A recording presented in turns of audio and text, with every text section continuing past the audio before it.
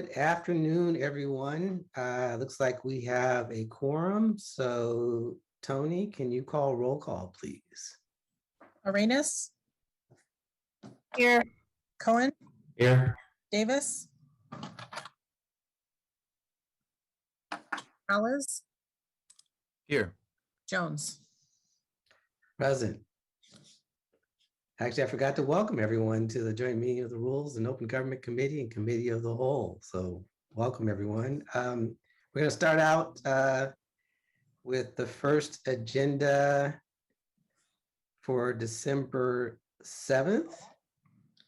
And we are going to start out on pages 4 and 5.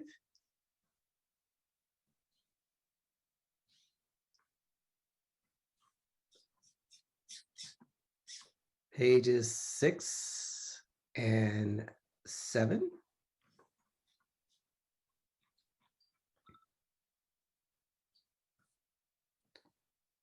Pages 8 and 9.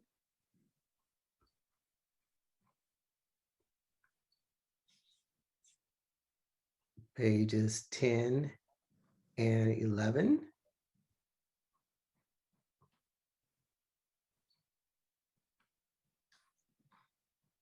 Pages 12 and 13.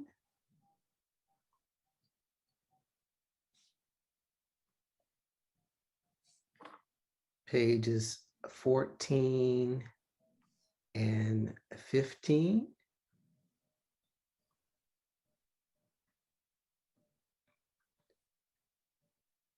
Pages 16 and 17.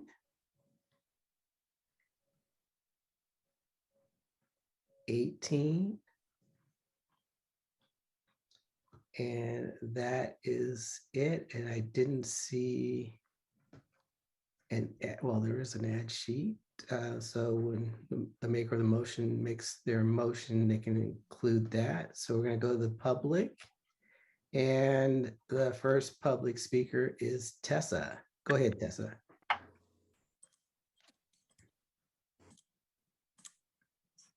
Sorry, Tessa. I got it. Thank you, sweetie. Yeah, sorry. All right, thank you. That's fine. Thanks, Tony. Yeah, I was just talking about what's on the agenda. One was about food, that we're spending so much money to feed people, which I'm not against that, except to try to get in front of our problems. And that's the thing that separates us as humans, is our forethought and from other animals, is ability to think ahead and plan ahead. And so what we're needing to do in terms of our climate emergency is to plan ahead, because we need to think about growing food locally. And that needs to be our focus, because that's our survival. And also, water capture, we need to learn that. And that's where, when I was talking about yesterday in regards to, supporting our small business, which is Allery Middlebrook's Center for Urban Sustainability. And I know she's working with the city, Parks and Rec, but her vision is to feed us here locally. And she says we can do it. And the thing is we need to be looking at what the science says, and that is to use our open lands, which makes sense, anything that's undeveloped, to build, to build farmlands, that we need to build urban farms.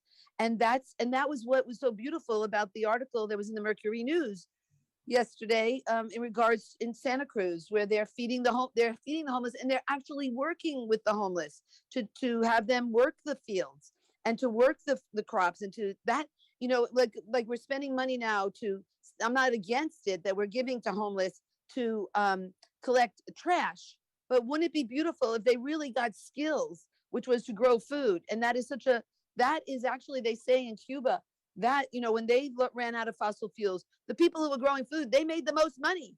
You can know that that's true. And so anyway, that's what we need to do. And what Allery working on is what she calls eat, grow, learn. And we need to learn to live without fossil fuels, capture water. Thank you, Tessa. Blair?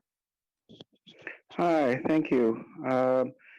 About there's a few consent calendar items that I thought were interesting to myself. One is about the future of data collection and with issues of transparency around it, forms of data collection, which I thought was really interesting. I attended a really important city council meeting in Berkeley yesterday. They are going through actually a very similar thing as yourselves with ALPR technology. And they've been having working out contracts with Motorola for emergency services needs that are connected to ALPR use. Channel NBC did reports on ALPR things that yesterday I wasn't quite pleased with. You're having issues of what are we going to do with the future of data collection for all this ALPR stuff. I think we're really bearing down on, ALPR can be minimal practices, and it can cover just as much territory. And from that, there's going to be a lot of the term aggregate data. And that's just a bunch of stuff that's collected with ALPR technology. There can be ways to learn how we can have good civil rights and protection practices that are even better than what we're doing now. And I think it's time, as we're looking into new ALPR use, that I hope will be flexible and minimal, that you will be considering important new civil protections that can go with that. And there's good ways to do that. Good luck on how you work on that. With 19 seconds, there's affordable housing impact fee final report. A reminder, just keep on trucking and doing the good work of what can be VLI and ELI and mixed income. It's important we learn how to really bring those things in the next few years. Thank you. Thank you. Paul? Yes, thank you, Vice Mayor Jones. Also, from the Horseshoe, the issues that I have with the agenda, and this is directly to the clerk, it is very irresponsible for you not to post those agendas in a timely manner to where I, the public, because everything in these agendas, the context in which I function and live are going to be determined by the powers that are exercised within the context of those agendas. I'm sorry that you don't feel that I have a right to that. However, I don't care about the law of the land. I care about the moral law. I care about the ethical law. And if that doesn't square with the laws of the land, then the moral law takes precedent. And the moral law dictates that I have a right to be able to examine, to be able to process, and then to be able to formulate a position based on what it is that I've received from the city in which I live. I was born here, I'm gonna die here. In fact, my parents met in San Jose. I was conceived in San Jose. I was born in San Jose. I was raised by her schools, and I was abused by her institutions. And I'm going to pass here. So with that said, I'll bet anything that the city clerk is not from San Jose. I will bet even money. So I'm tired of these agenda items not be given the due respect as a citizen, and for the city clerk to be arguing, because I kept that part. She was arguing as an attorney. She was arguing a case inside of a meeting as like she was an attorney, like she had authority. She has no authority. The only thing that the city clerk does is facilitate a meeting. She exercises no authority. Thank you. Bringing it back to the committee. Can I get a motion, please? Move to approve the agenda. Second. And that includes the ad sheet. Right, with that sheet. Got it. It's been moved and seconded. Tony? Arenas, Yes. Cohen, Aye. Davis, Peralez, Yes. Jones. Aye. Okay, next is the agenda for December 14th. And I am going to go through this agenda very slowly. And Lee, I am going to identify several items that I want to determine if it's absolutely necessary that we have that item heard in this meeting or if we can defer them. So we're going to start out pages 4 and 5. Okay, please note we're requesting an 11 a.m. start time. Thank you. That is noted. Pages 6 and 7.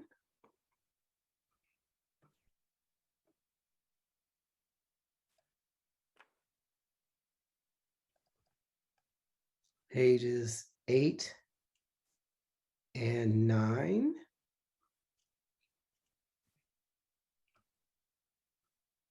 Pages 10 and 11. Pages 12 and 13.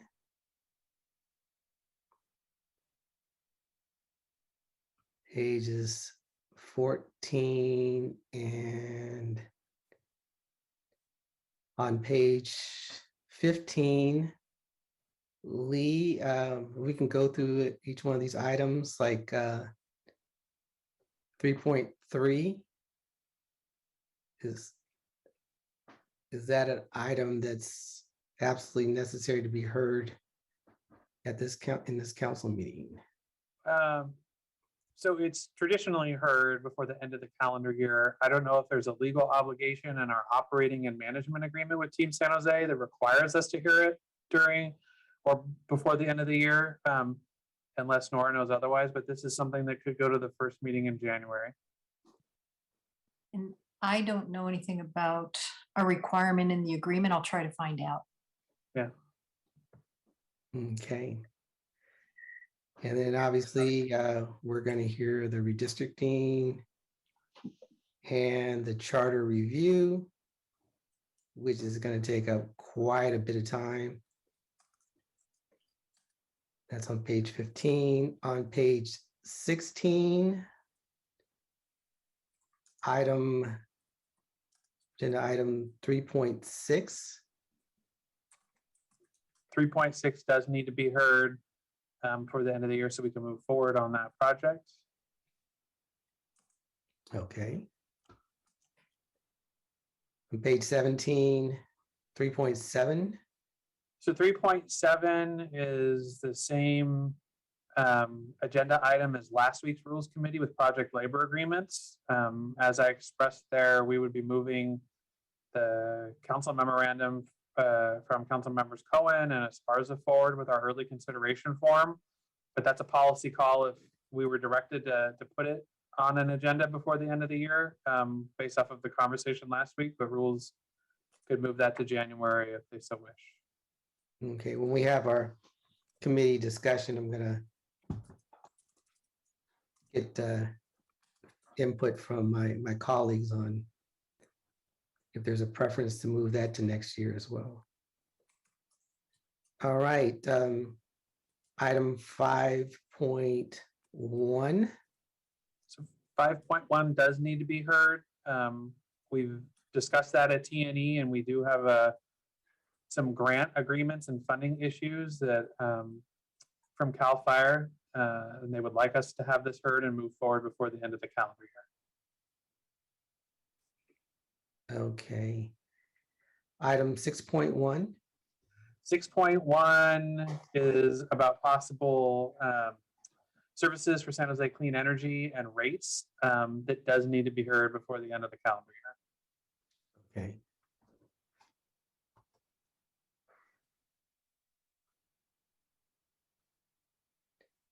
And so that's page 18, page 19.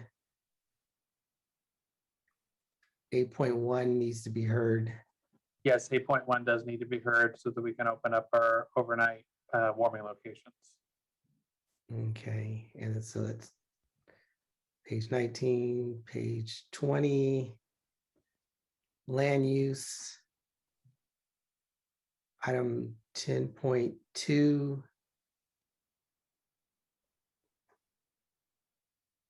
I can check on 10.2 if it does need to be heard. My understanding is that it is ready to be heard, but I can follow up next week with the Rules Committee. Okay. And item 10.3 should be heard. 10.4 should be heard. Correct. And 10.5 should be heard.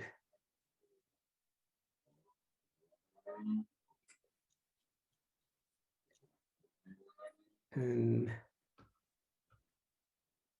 that's it for that agenda. So I'm going to go to the public for public comments. Go ahead, Tessa. All right, thank you. Well, you can hear me? Loud and clear. Okay, good. I just don't have my little clock there. Thanks, Tony. Well, I think a response is important. Like when, Paul says, we need to have the council agenda before like an hour before the meeting. I think that's important. And Tony says that, well, she's allowed to add things on. And I'm sure she's following rules, but the thing is, it doesn't really work. So we need to change the rules so it works better for the community. And even if she has to update the agenda, that's okay. It should be there to do the research and things like that. So we need to have feedback from you guys, which we don't get. And I even wrote to our attorney and asked her about the fact it says on the agenda that the public can pull items, from the agenda that are on consent. And I never heard back from her to say, that we're supposed to be able to do it. It says it right there. We could address things. And even Paul was saying that a lot of things are put on the, into our, consent calendar that need to be addressed. So anyway, that's, bookkeeping, but that you can really work on getting back to the public would be great. So in addition to that, in regards to specifically when we're talking about housing crises and homeless crises and, having to take care of warming centers, things like that, that's why, the issue that our city had rezoned the property at 615 Stockton Avenue to be commercial. And it's all about jobs. And it's even in our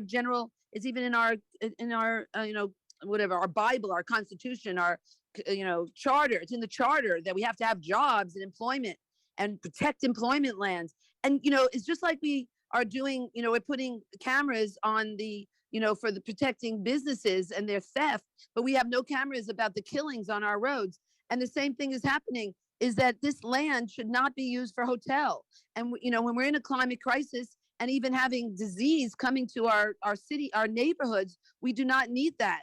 And we need. Paul? Yes, Paul Soto from the Horseshoe.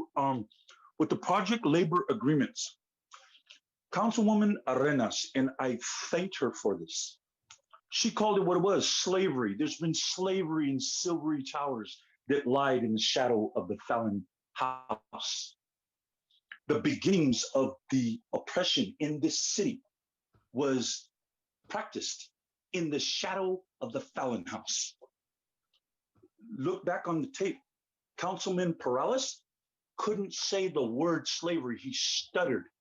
And when he stuttered at the point where he was supposed to articulate the truth about what happened, he hesitated. And the fact that he did meant that he acknowledged that there was a conflict between his moral authority, practicing it as a human being, and his mandate by his handlers, Gary Dillabeau, Urban Community, and Urban Catalyst. This needs to be contended with. I ain't playing no charades with you no more. I've been here for 3 years, up in your face, checking you constantly. And what you do is respond with silence. Well, your silence now, everything that I have been saying is coming to pass. Every single thing that you have been proposing has been found folly and fallacy. I think that needs to be rectified. It needs to be acknowledged, because the only thing that I have at stake here, I don't collect a dime of grant money from you. Not one dime, nothing. I do this because Paul? I think we lost you. We'll go to Blair. Go ahead, Blair. Hi, thank you. A quick reminder that minimal additional surveillance technology and existing technology can accomplish a lot, and we should keep that in mind with Tessa's words. I have 3 items I wanted to speak on today about the COVID-19 stuff, city charter, and there's an issue of you're going to go over rate plans for the future of community energy and such. PG&E is like they're trying to be raising rates on the future of solar. Is that going on right now? I don't know the depth of the issue. I hope we can really fight it. I hope we can take them on in the same good ways we took on 1139 and make some strong demands that this is the time to really start working on renewable energy, its local procurement, and just our better selves and good practices. And PG&E is trying to get away with something weird. What are they doing? They're doing the same thing with 1139. I think we can stop it again. Let's have good efforts to do that. With the COVID extension to mid-January, I think that is about the time you're going to be starting to talk about mandates again for possibly school children and others. That's a worrisome thing. I think we're developing a more flexible system in this country compared to Europe, which is interesting. I hope we can continue to respect that. I hope community safety issues can continue to respect that. And with that, I think there can be room for everybody and everybody's feelings. And we have to really work towards those good ideals. And to speak to the charter commission process, I can go on all day about that. Boy, I guess I wanted to say something. I don't have quite enough time. Good luck how the next few weeks can work. And if we need to go on. Thank you, Brian. Hi, Brian Darby. I keep forgetting to put my last name on there. Thanks for all you did. I was all late last night. It was really actually a good meeting, I thought. There was a lot of emotions involved, which is true with a lot of stuff.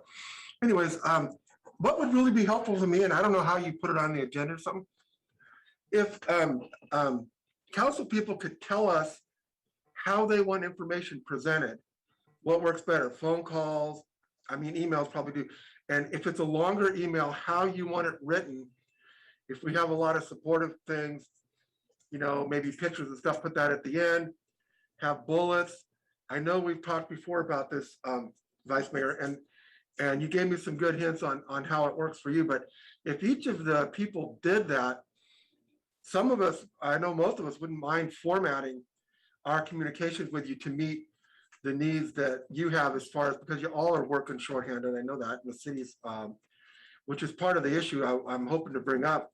But I know this is just for the consent calendar. I want to know if there's a way to put something like that forward so that there's more of a standard way. And then also answering questions that you have to answer over and over again, directing people to maybe like videos where things are explained. And that would be really helpful. Thank you. Thank you. And bring it back to the committee. And I see Councilmember Perales. Go ahead. Thank you, Vice Mayor.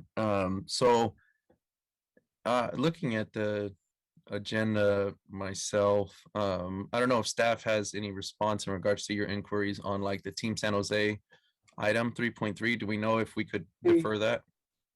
I did hear from the city auditor and just looked up the agreement myself. It says that the audit needs to be completed 150 days after the end of the fiscal year, but it does not need to, we do not need to accept it within 150 days. So if you want to push that off to January, we can do that.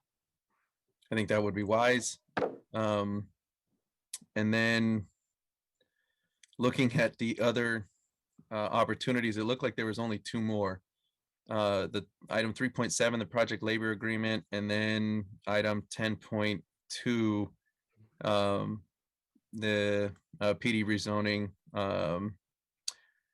Actually, that one's in my district, and my understanding would be for that one, I think that would be fine. I imagine obviously the applicant is going to want to get that as soon as possible, but considering our agenda, I don't think that would be impossible to defer. Did you find out any other info on that one? But I think, as you said, it's ready to go, but I don't think there's anything that requires us, right, to do that or to hear that on the 14th. Yeah, correct. Except for the applicant wanting to move, there's nothing legally that, we need to hear it before the end of the year. The other thing too is if, we'll have another shot at this agenda next week. So if we want to do additional work with planning and the applicant, just to make sure about that, we can do that as well, council member. Okay, I think I'll put that recommendation in there. So then that way we can take that recommendation back if we want next week, but that will give an indication to planning and the applicant on what's going on.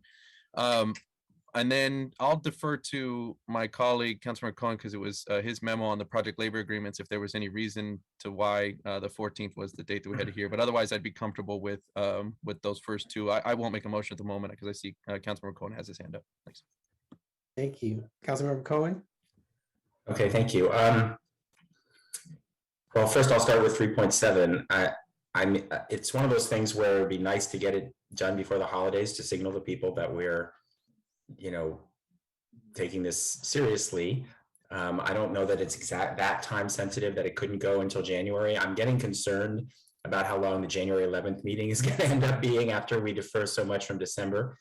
So maybe Lee can comment on that, but I expect January 11th, we're going to be catching up on a lot of stuff too. And we don't want this to postpone any longer than that. So I've been trying to think about how we can potentially make 3.7 a tentative for that date, and then do the same thing we did last time, right? By removing it if it's looking like the meeting's going long, maybe putting it later in the agenda at some time certain, and then deciding, sorry about that, and then deciding at how things are going, whether we can get it in or not, or leave it in for this week and we can think about that for next week. But Lee, do you have a comment about about January 11th? And so January 11th is shaping up to be a long meeting as well. I will say Gloria, myself, and others are working on the Horizon report, which you'll see pretty soon. So we're working on taking some of the stuff on the 11th and staggering out through January and into February. But right now, the 11th does have quite a bit on. I mean, I'd be okay with putting this item on the 11th, but without any further delay beyond the 11th. The problem with the 14th, I think, is just that redistricting and charter discussion could be just so long by just themselves that the others, having a long agenda is one thing, but having items like that where we don't really know how long they're going to take, and we know they're going to take a long time, makes the 14th a more difficult agenda. So I'm willing to do that. Let's wait till next week and see how the dust settles, and maybe make a change to the number 3.7 next week. I also want to comment just on the agenda in general. Maybe this will also be decided next week, but those two items, redistricting and charter says to be heard last. Redistricting says to be heard right before the charter one. We don't know what last means, because if the meeting runs to curfew and we have to continue on Wednesday morning, does that mean those necessarily have to be the ones carried over to Wednesday? Or do we want to schedule the meeting in a way with time certainty for those two items so that other things would carry over to Wednesday? That's just the question I have about how we schedule that meeting, because we don't necessarily, I don't know if we necessarily, maybe we do want to just say that charter is going to be Wednesday or something, but I'm not sure if that's the intent. I would ask Tony to jump in. I don't know if there's been any commitments to either of the commissions, quite frankly, on timing, but from an agenda management perspective, as the setters of the agenda, I believe you do have the flexibility to provide that kind of specificity. And if you want to do agendize something specific to Wednesday morning, but I think there are some legal issues with redistricting. And Lee, I'll jump in. Yes, we have to have 3 public hearings and get the redistricting over to the registrar, I believe, by January 13th. So we had January 11th as a backup meeting, but we were trying very hard to get the 3 hearings in November 30th and then the 2 meetings in December. There was something about the meetings have the redistricting having to be heard in the evening. I knew that was true last night. Is that true? Just 1 meeting. Yeah, Okay. just one. So it doesn't have to be at night, but maybe we still want it to be like a 6 o'clock start and then charter to be heard immediately after redistricting. And then anything else that hasn't been finished in the afternoon would either go after or get postponed to Wednesday. We can do that. Okay, so I mean, maybe we'll just wait and make those times for next week, but maybe just bring that back that way next week with that recommendation, and I'll move the agenda we were going to remove which items? I forget the numbers. 3.3 and 10.2. Okay, And 3.3 and 10.2 deferred. And what dates are we going to defer those to? To the 11th for now, and we'll work Okay. with those on the Horizon report. They need to be moved around. Okay. All right, so that's my motion then.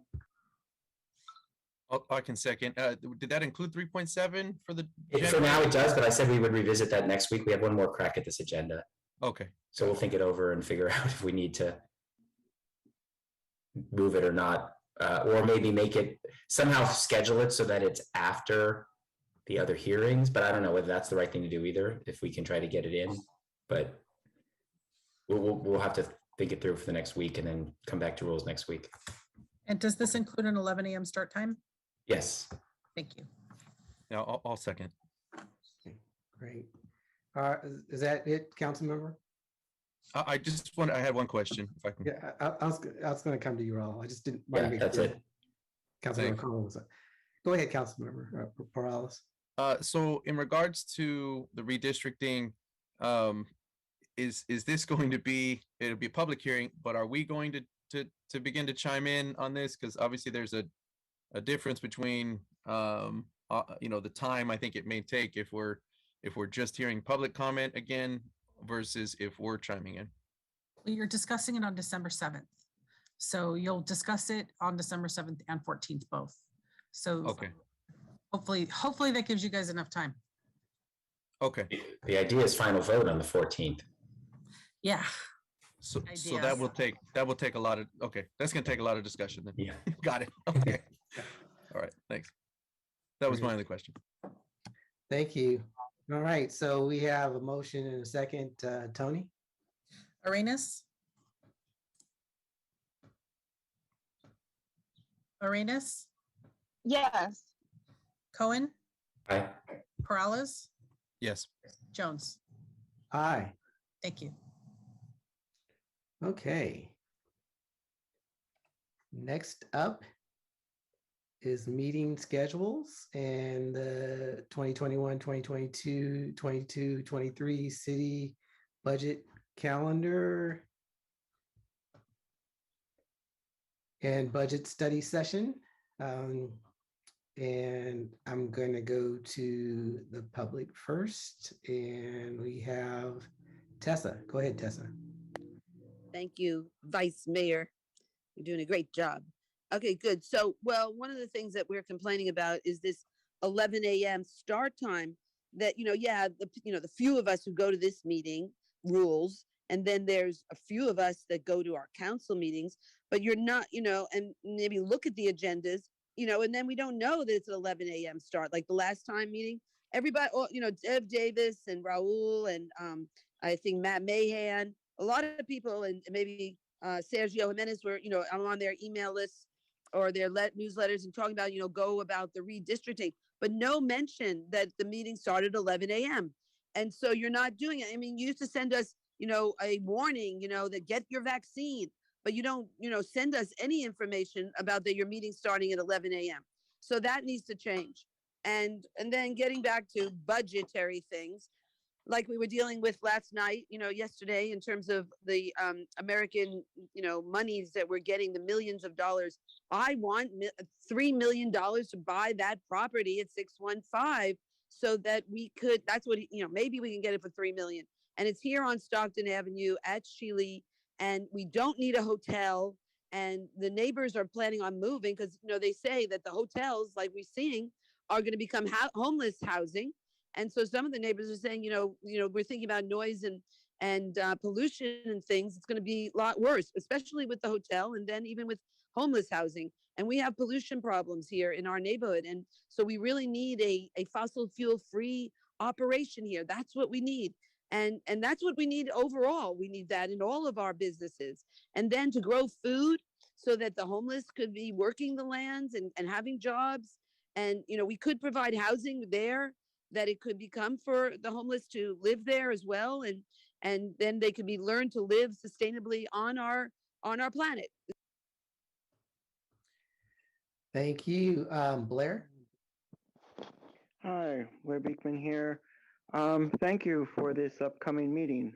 I was a bit disappointed in the words of, I can't think of his name, our budget director, Jim. I can't think of his last name right now, sorry. But he, Tessa, Paul, and myself, we're all trying to learn to ask, that city staff, presentations during council sessions and committee sessions, we can do it more openly, and it can be safe and trusting to share more facts and what to expect. And it doesn't have to be a process of hiding or subterfuge and to create a kind of a sleight of hand and how to explain things. And I feel that's what the budget issues went through last night a bit in its explanations. It takes practice to learn how to do it openly and accountably. And I hope this can be a time we can learn how to do that. And with that, I mean, you're going to be talking about issues of 2023. And, I can't say enough how much I would like to apologize if I've been talking about these issues in the wrong way for the past 6 months. But we may have some serious prep work we have to do for 2023 and learn really important ways how to talk about 2023. And we can't be hiding around things. I think we need to be honest with ourselves. It creates better community practices, better community safety, and just a better future for ourselves. It's just our better selves.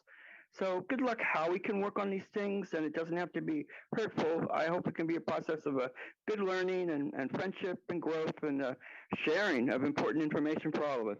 Thank you. Thank you. That's it for public comments. Bring it back to the committee. Can I get a motion, please?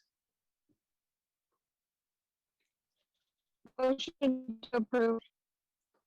Second. Thank you. Tony? Arenas, Yeah. Cohen, Aye. Perales, Yes. Jones. Aye. Thank you. Okay, we're going to make a change to the agenda because we have a PRA appeal where the person making the appeal has a hard stop before 3. So we're going to go to open government, item A, public records appeal. Catherine Whelan, who's making the appeal. So I'm going to ask staff if they want to give us direction in terms of how we should move forward with this appeal. Yes, Vice Mayor, I believe, and I'm going to ask Jessica to jump in, but we give 5 minutes to the appellate first and then staff responds. Correct, Jessica? I believe that is the case. Tony, can you please confirm? Okay. Okay, so I have Catherine and advocate Amanda. So the two of them, I'll start a 5-minute timer. They're both in as panelists. So Catherine and Amanda, you may unmute at will. And Catherine, I know you're on, I think you're on a phone, so you may need to hit *6, but go ahead. Hello, can you confirm that you can hear me? Loud Yes. and clear. Okay, thank you. Hello, my name is Catherine Reichenbach, and I am a San Jose native, mother of 4 children under 12, and a survivor of domestic violence. I am here to appeal the decision of denying me access to public records of my engagement with San Jose PD the summer of 2020. As a survivor of domestic abuse, there are many stigmas and barriers to obtaining access and help. I am a very private person, and I do not like to disclose my past experiences and trauma to the public, especially as frequently as I'm forced to do to gain access to what I believe every law-abiding citizen and victim of crime should be awarded. On this day in question, I was instructed by my lawyer and my advocate at Next Door, Amanda, to report one of my many DVRO violations my husband committed. It was weeks before my trial, and my husband was purchasing thousands of dollars of guns and gun parts from specialty police and military stores. I was in complete fear of my life and my children's, as well as my family members I fled to live with back home in San Jose. The body cam footage shows the complete disregard and safety for me and the barriers I've encountered trying to keep my children safe from my husband, from bad policies, and even the court orders. I have fought so hard for things, not just for myself, but for my children and their safety, and for the safety of every other survivor of domestic abuse and their children. I think a common misconception is there is help and access for victims. However, I am just one of many who know that there is not. My hope is that your committee will grant me the footage for my ongoing and current 3-year battle in the California courts to keep my children safe and to bring awareness to a need of one of the most equitable places I've lived in, with many good people trying to do good things for the communities and families who live in San Jose. And that is all. Thank you, Catherine. Amanda, did you also want to speak? Not at this moment. I just want to support Catherine and what she's bringing to your all's attention of her request for body camera footage for a police report that was not even taken because the officer refused to take a police report for the restraining order violation. Thank you. I will ask Jessica now to respond on behalf of staff in the city. Of course. Well, good afternoon, Vice Mayor and committee members. My name is Jessica Lowry, and I am the Open Government Manager for the City of San Jose. With me today are Lieutenant Donahue and Monique Villarreal with the Police Department. As you know, we're here today because Catherine Reichenbach is appealing the city's response to her July 2021 Public Record Act request. The city submitted a memorandum responding to this appeal, and Lieutenant Donahue and Ms. Villarreal are here to answer any questions that you may have. Thank you, Jessica. I see that we have some members of the public, so before I go to the committee, I will go to the public first. And Molly, you're my first speaker. Good afternoon. My name is Molly McLeod. I am speaking only as a resident of City of San Jose and also as a person who is a survivor of abuse. And I want to say that I am in support of this public record request. The thought that the city would deny access to video of an encounter with the police by somebody who is seeking assistance and has brought the city-supported domestic violence survivors resource with her. For me to hear that trembling voice, my heart goes out. And what type of chilling effect can it have to not provide transparency? In fact, to have to bring oneself to such a public forum when the state of California has affirmed the right for to request San Jose police public records and public records throughout the state of California. It would have to be an I cannot quite contemplate what conditions or what information would be so significant to deny access to a video recording of the encounter itself.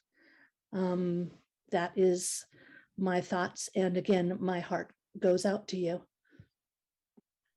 Thank you. Blair?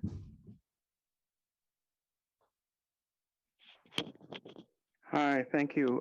Blair Beekman here. Thank you very much for the plaintiff or the person, the appeal person, to want to come and speak today. It's really brave of her to do it. I have a request that it's kind of a regular standard practice that city government, they more fully explain what their legal reasoning is, why they're denying an appeal. If after public comment time, you can ask Jessica Lowry to please better, more explain the actual legal reasoning, why the appeal has been denied by this person, so we can have on record a standard of what we're working with, and we can understand the parameters of what we're working with, because I think that's part of the reason why Jessica's here today. I mean, she's made a real extra effort to come here.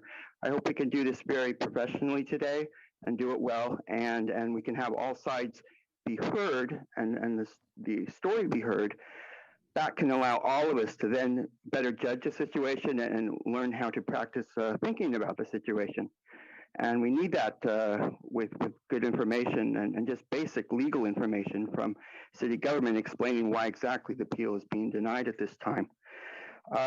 Again, thank you for bringing this to the public process, and thank you to the person who is willing to make this effort to do this. I mean, if she's willing to make this sort of effort, that's obviously difficult for her. I hope city government can take the time to fully explain to all of us why exactly repeal is being denied today. Thank you. And hopefully we can work on it and something can change today as well. Thank you. Thank you. Paul? Yes, Paul Soto from the Horseshoe. I don't think that Lieutenant Donahue would have any problem articulating explicitly what the legal premise is for the denial. Not the city, not the city manager. I want it from his mouth. I have that right. He puts on a badge every single day representing SJPD. That's the city, that's my home city. You want to represent Songho? Well, then represent it. But you're only representing the interest of the POA. That's for sure in this context. That's not happening. Okay, so I'm compelling that answer. Number two is La Señora for coming here and courageously. Both Blair and I spoke at the last meeting in your defense because the city clerk started opening her mouth and giving an opinion as to why for her absence. I challenge anybody, review the tape, man.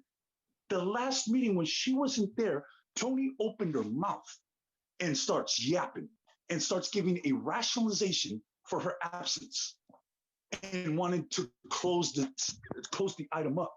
That was so disrespectful and blatant that it was embarrassing. I had to be embarrassed for her because she doesn't have the capacity to be embarrassed for herself. Sin vergüenza.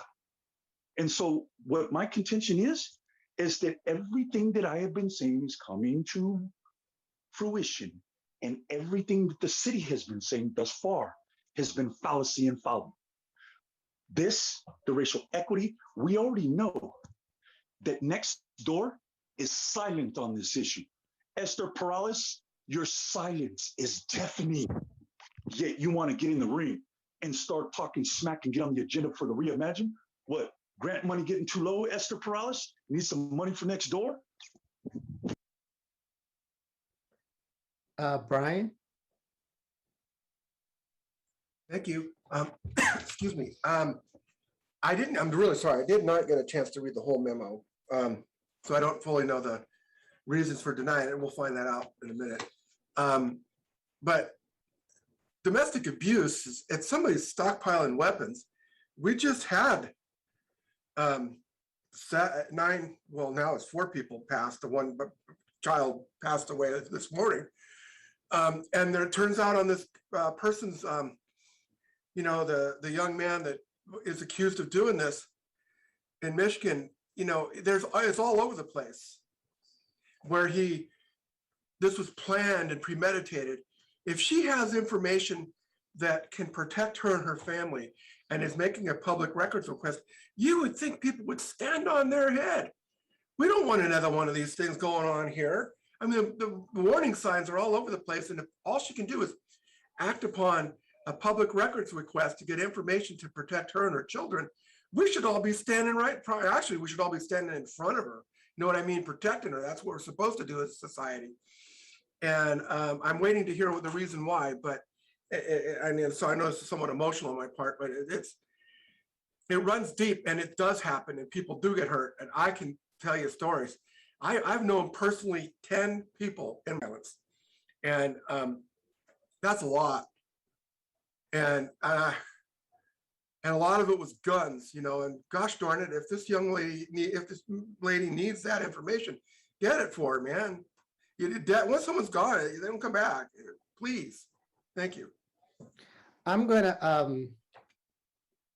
well, I'll give everyone a chance to speak, but I'm gonna bring it back to the committee because Catherine has to leave shortly. So I wanna make sure that we don't make this more stressful than it already is for her. So I'm gonna go back to the committee, and Councilmember Perales, go ahead.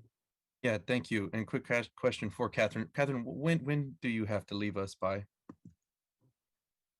Well, it's my infant's crying right now. She wants me. I have 4 children and under 12. My advocate has to leave at 3 p.m. and she is here from next door, supporting me and has supported me very well throughout the years.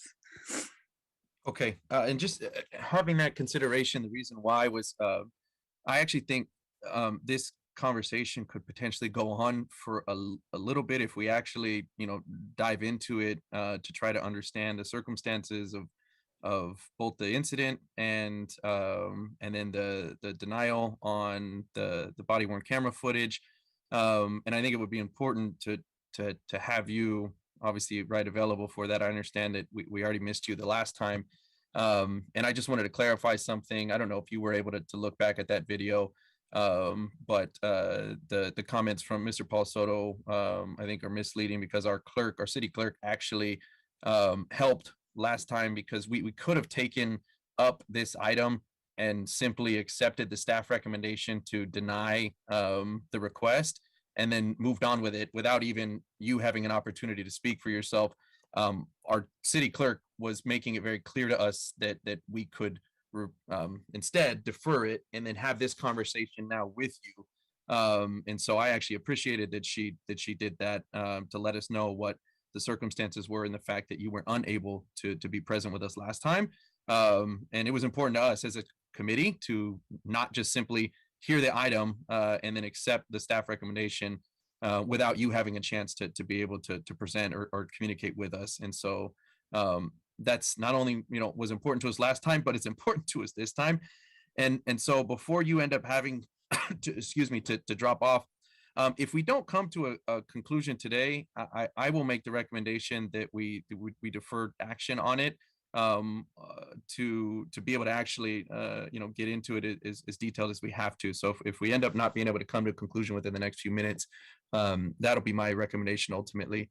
But I will start with asking the staff if you can respond in regards to the grounds for why staff is recommending that we don't provide the video evidence. Councilmember, thank you very much for your question. This is Lieutenant Donahue from, excuse me, Research and Development. I'm going to pass it off to Monique Villarreal, who's going to be talking about this from our review of the PRA request, and then I'll come back afterwards to give a final thought. Monique.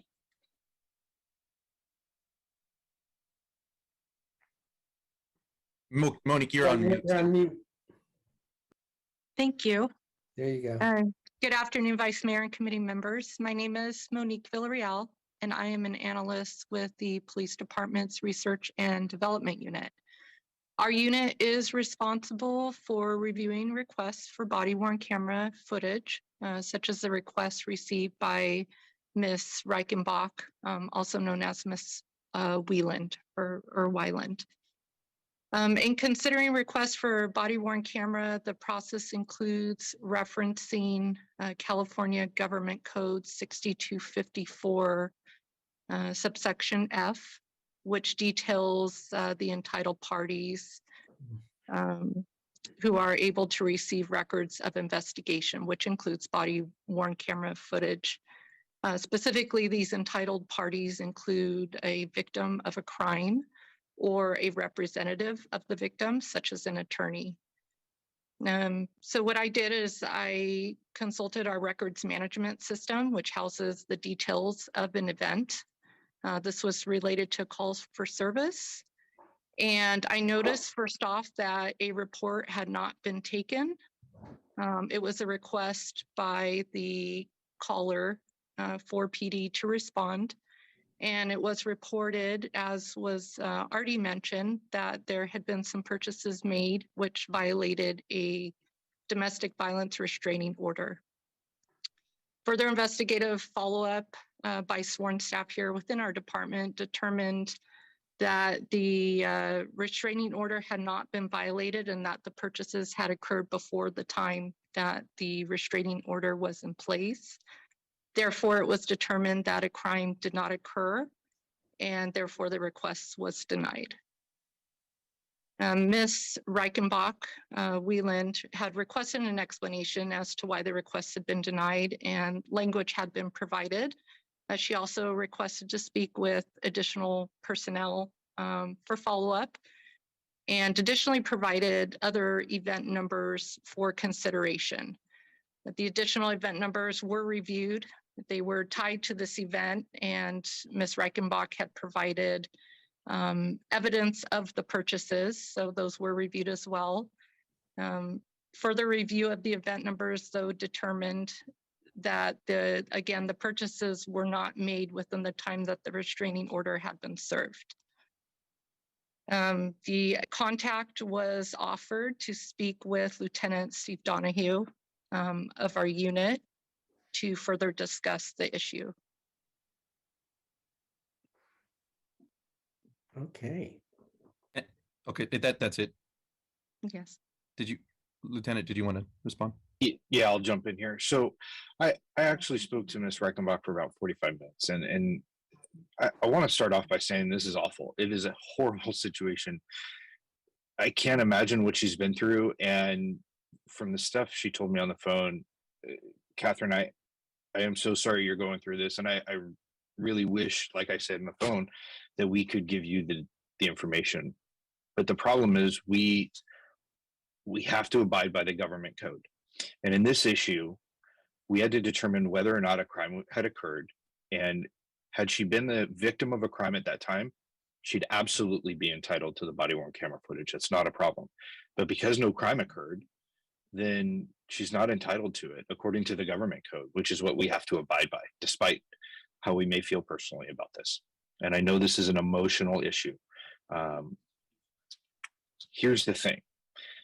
If we give her the body-worn camera footage, just in this meeting alone, there's 13 attendees.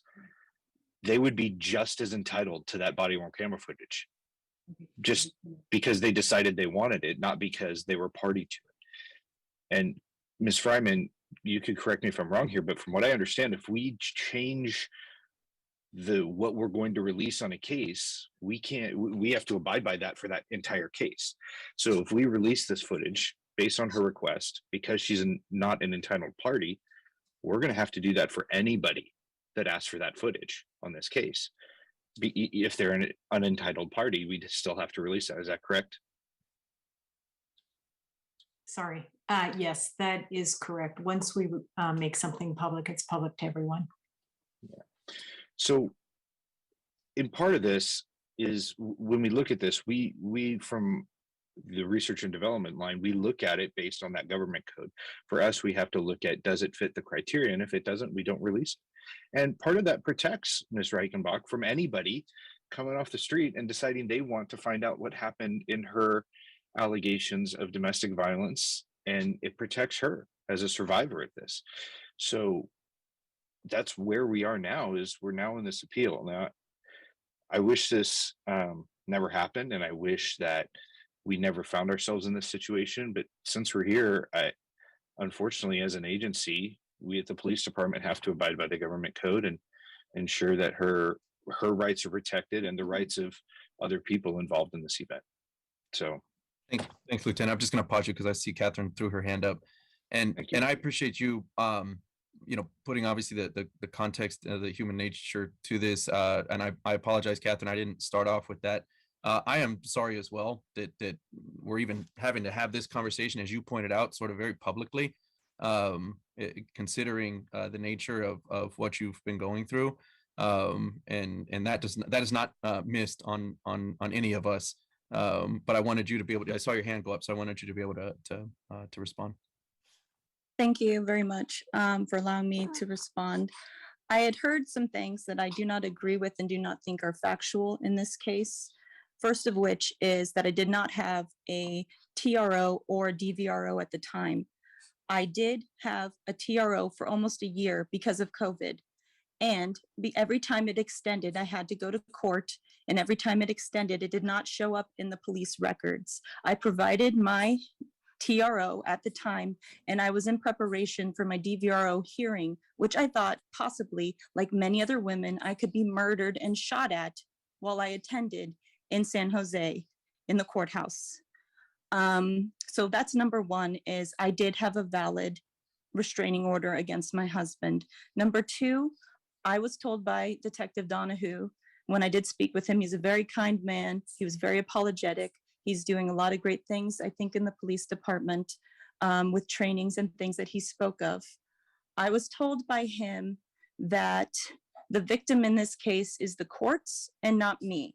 However, I would be the one dead and my children would. So I do not see how, when I have a violation, I am not the victim. Second or third at this point, I was also told that by Detective Donahue that he believes, after our phone call, that none of this would ever happen again, and that this was just a once in a lifetime thing where I just happened to be that unlucky. I am very unlucky a lot. I will say that. I've had a lot of very bad experiences and a lot of things that shouldn't happen to anyone. But I do not think my unluckiness is just something that I've encountered. I think it is something that many women and children and other people as well, men as well, have encountered. And I do not think that we have moved forward. And I think San Jose is very progressive. And I have complimented a lot of people, even that police officer that denied me my report, no matter how many times I appealed to him and begged him. And as he told me that it was okay for my husband to have guns, it's okay for my husband to have ammo, it's okay for him to have body armor. It's not okay for me to defend myself and children. I cannot appeal to anyone. And so that is why I'm continuing to ask you to acknowledge that I had a TRO, I am the victim, and I deserve this, this footage as a law-abiding citizen asking for the public records. Catherine, can I ask you a question in regards to your intended goal on achieving the footage? If you could, what is the goal to try and, because what I recognize here is that it looks like the police department is claiming that there was no crime. Is your goal to try and solidify that there was, or what is, maybe you can help us explain with that, what is the ultimate goal for you? Sorry, I had to unmute. I pushed the wrong button. So I appealed this. I had reported this to the appeals. I had reported the officer. I reported the incident. It was founded that it was a violation of the protocol procedures, but it was not found in violation of courtesy. I believe it is a complete violation of courtesy. I was treated worse than criminals by this man. Even though I still respected him as an officer, I still identified with him in his job. He did not care to know me as a person and treat me with the dignity and respect any person deserves. And so, number one, that was my first intent, was to appeal. And I appealed, and I talked to so many people with that appeal. I've been through this for a year. I've appealed twice for the police department because the officer actually showed up at my house unannounced with another officer to take the report again, and was angry with me that I had gone the next day with Nextdoor and my advocate, Amanda, to the actual police department to file my report and get it taken. And that officer that I filed it with had no problem with me, took the information, wrote me a little the little card that I get, an incident report, and he handed it to me. And that officer that I met that day checked in with me all the other times that I reported my husband for other crimes and violations. So that's number two, is just like bringing awareness that this is something serious that needs to be accounted for. I guess I'm getting a little emotional, and my train of thought is not as clear at this moment. But also, when I did that appeal the first time, the letter I got in the mail denying the courtesy claim called me a liar, basically. It said this courtesy situation did not happen. The officer did not treat me poorly. And, so they did not find that founded. It was Just to unfounded. clarify, this is you made an internal affairs complaint, is my guess, correct? Yeah. Yes. Okay, so it was the internal affairs complaint that was responding to your claims, and they claimed as though they were unfounded. One of them was founded, the procedure. He was required to take my report and refused. The second one for courtesy was denied, and I appealed that, and it still was denied. And their reasoning was, and I spoke to the officer in charge of it at the Family Violence Unit, the FVU, told me because he didn't yell at me, because he didn't curse at me, because he didn't act violently towards me, he was not uncourteous. But I read through the ACLU and many other police departments' codes of conduct, and actually there's a lot more to courtesy than just those pieces. And he did violate the courtesy piece. And, I'm being told that I am not telling the truth. And that is very upsetting to me as a survivor, because I have told the truth and I have never lied. And I don't like being told that my experience isn't real. And so to make sure that I've understood it correctly as well, then part of your goal would be to validate your claim on the courtesy complaint, internal affairs complaint, through the video evidence. Is that correct? Well, they already denied that. I'm not sure that can be even reopened, to be honest. I don't know either. I was just kind of asking if I understand it correctly, that's part of your goal or your interest as to why you wanted the video evidence to validate or verify the fact that as you're claiming, they're saying you're lying, and you want to be able to justify through the video evidence that there in fact was a violation of courtesy. I haven't really thought what my intent is. I'm just more, just going through the motions to get what I think was rightfully mine. Okay. And look, I'm curious because, again, sort of the interest of wanting the video evidence, sort of to understand what the goal is, to try and see if we can't achieve that goal.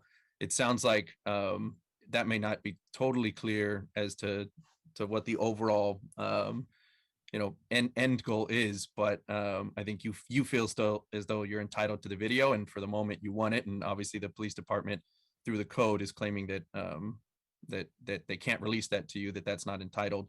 So I'll shift gears, and I recognize you may have to leave at some point here, so and your advocate is stuck on past as well.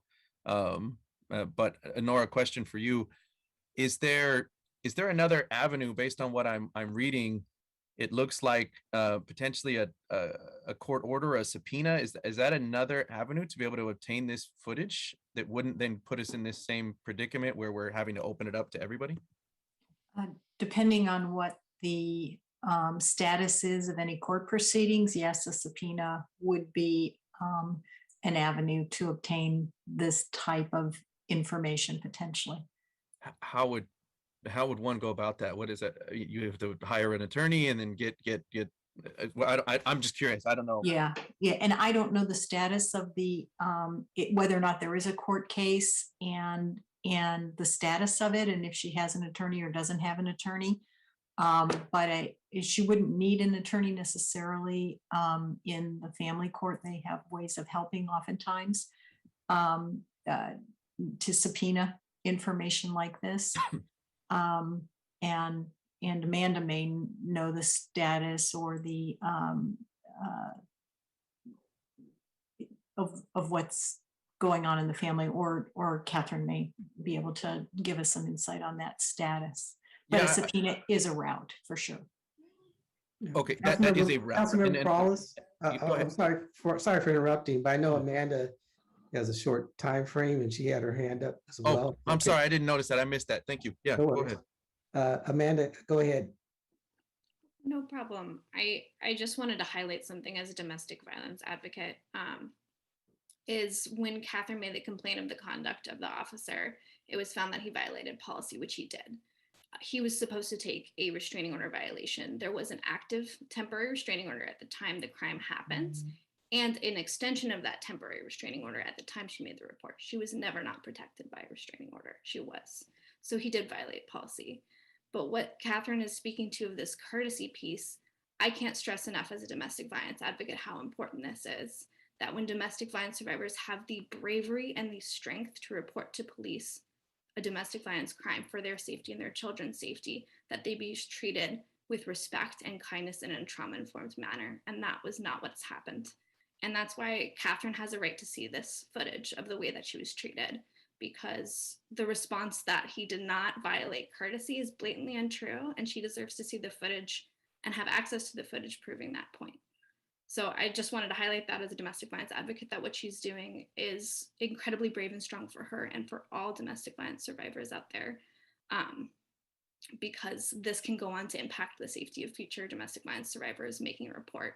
And hopefully, never again will a police officer respond in a way so discourteous, so inappropriately to someone trying to access safety that is their right. Thank you, Amanda. I'm sorry, Councilmember Pross. One last question, and because I know my colleagues want to ask questions. Is it possible that the council can review the footage in confidence first, or in like a closed session that would not violate any of the other protections or ordinances? Is that an option down this path if that's something that the council wanted to review?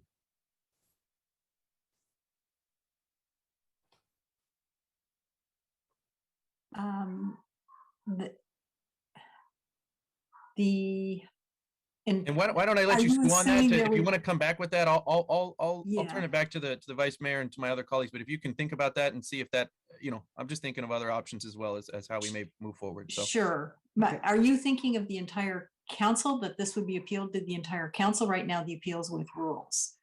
Are you just talking about the council members who are part of rules? I'm talking about either or. I guess it would be having the access to the video itself, right, to try and determine, make an internal determination, right, that wouldn't necessarily expose this video to be open to the entire public. But if that's something that is reviewable, in essence, I guess the question, right, is this video reviewable by the city council, the rules committee, or the council?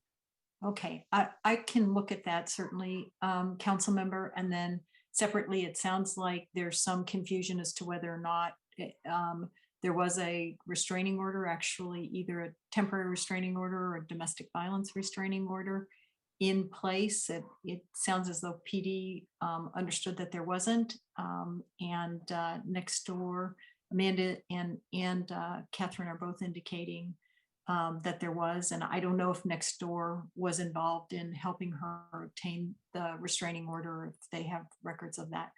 But that seems to be a question also. So. Yeah, I agree. Yeah. And obviously I know this video is reviewable by Internal Affairs. And it's likely reviewable and has already been reviewed potentially by the independent police auditor. Would that be correct or no? Councilmember Steve Donahue again. Yes, this has been reviewed by Internal Affairs, and if she received the not sustained or the exonerated or whatever it was, I don't know, for the courtesy, it's been reviewed both by Internal Affairs, and all cases are overseen by the Independent Police Auditor's Office. So the IPA would have agreed with that assessment of it as that third party eye over the courtesy, especially having known that it was sustained on the whether or not the officer should take a report. Regarding whether or not an officer should take a report, basically our rule of thumb, as you know, council member, is that if it's a domestic violence call, they should take a report, right? So it looks like they should have taken one. That doesn't necessarily mean that a crime was committed. And I think that's the key here is the crime, whether or not there was a crime determines whether or not we can give out this case. There wasn't a crime. It's not a matter of whether or not the officer was courteous, discourteous, or should have taken a report, shouldn't have taken a report. What we have to abide by is the government code in determining whether or not we give out the case. And since there was no crime, Ms. Reichenbach is not a victim of a crime, cannot be party to that case and receive that information. That's where that kind of the crux of the matter lies. Yeah, and I agree with you. I agree with that. I understand in my reading of the code as well. It sounds like there's also discrepancy though from her part and from her advocate that they actually feel there was a restraining order in place and that it was violated. PD is saying it wasn't. So yeah, I don't know if there's another, again, why back to my earlier question, if there's an end around to say, do you have to get an attorney and go through the court route to figure that out? But I'll rest right now and let my colleagues jump in, recognizing the time that we've gone. Thank you, Council Member. Just kind of follow up on Councilmember Peralez's question about the IPA. Lieutenant, you said that the IPA did review the footage. And so my question is, if we can, has anybody from the IPA's office reached out to Catherine or had a direct conversation with their findings? Thank you, sir. Yes, I'm feverishly texting in the background with the commander of internal affairs trying to find that out. Here's what I know is that all cases are overseen by the IPA's office. So they're party to all the cases. I don't know if the IPA reviewed the video. I won't know until I can get the name and send it to the commander of IA. And I'm trying to get that now because I don't have the name in front of me where I'm at. But once I have that, I'll let you know. In the interim, whether or not the IPA reviewed the video itself, they actually agreed with the courtesy decision, right? So that therein lies the crux of if we've got the IPA agreeing on the case. And I feel like I'm getting sidetracked here talking about the IA case with the officer, because there's a sustained and a not sustained aspect of it. I think the issue is the government code with whether or not we can release it. No, I understand that. I was just looking for, just like Councilmember Peralez, maybe an alternative path, especially if Catherine had an opportunity to talk directly with the IPA, and she had a better understanding of actually what the IPA's role is, being an advocate for her in her role as police, providing police oversight, that she might have a better comfort level, or at least, be able to articulate her case to the IPA for further review or investigation. I'm just looking, for an alternative path that we can satisfy Catherine's needs, wants, and desires, and the issues that we have in terms of what we can and can't do. Monique, I see you have your hand up. Did you want to weigh in on this? I just wanted to provide some further clarification in reviewing again the several events that have been provided the information in there only referred to a restraining order being served after the purchases had been made. And it wasn't made clear, as was stated, that there may have already been a restraining order in place. Got it. And Catherine, I see you have your hand up. Yes, thank you. I did want to state, the body cam footage was one of the other reasons I wanted it to know. The reason they denied the claim is it wasn't on the whole time. From what my speaking to the IPA and the auditors and the police department, when the officer approached my home, I was in the house and my mom and brother were in the garage. They were cleaning it. He was very rude and abrupt to my mother. He basically barked orders at her that she needed to get out and talk to him right then. And she's like, well, I'm not the person that you need to talk to, and told him that she would get me from the home. They witnessed him being inappropriate with me. And I don't know at what point the footage was turned on, which is also one of the questions that I had with why, they denied the claim. But now I'm recalling this as everyone is speaking about the claim. I also I really feel uncomfortable with the idea that other people would be viewing my footage and assessing it based on, whether or not I should be allowed to have it. I think that just being a law-abiding citizen from, here I am. I lived in California. I asked for the public records that I was a part of. Someone recorded me, and I feel entitled to it as just a law-abiding citizen.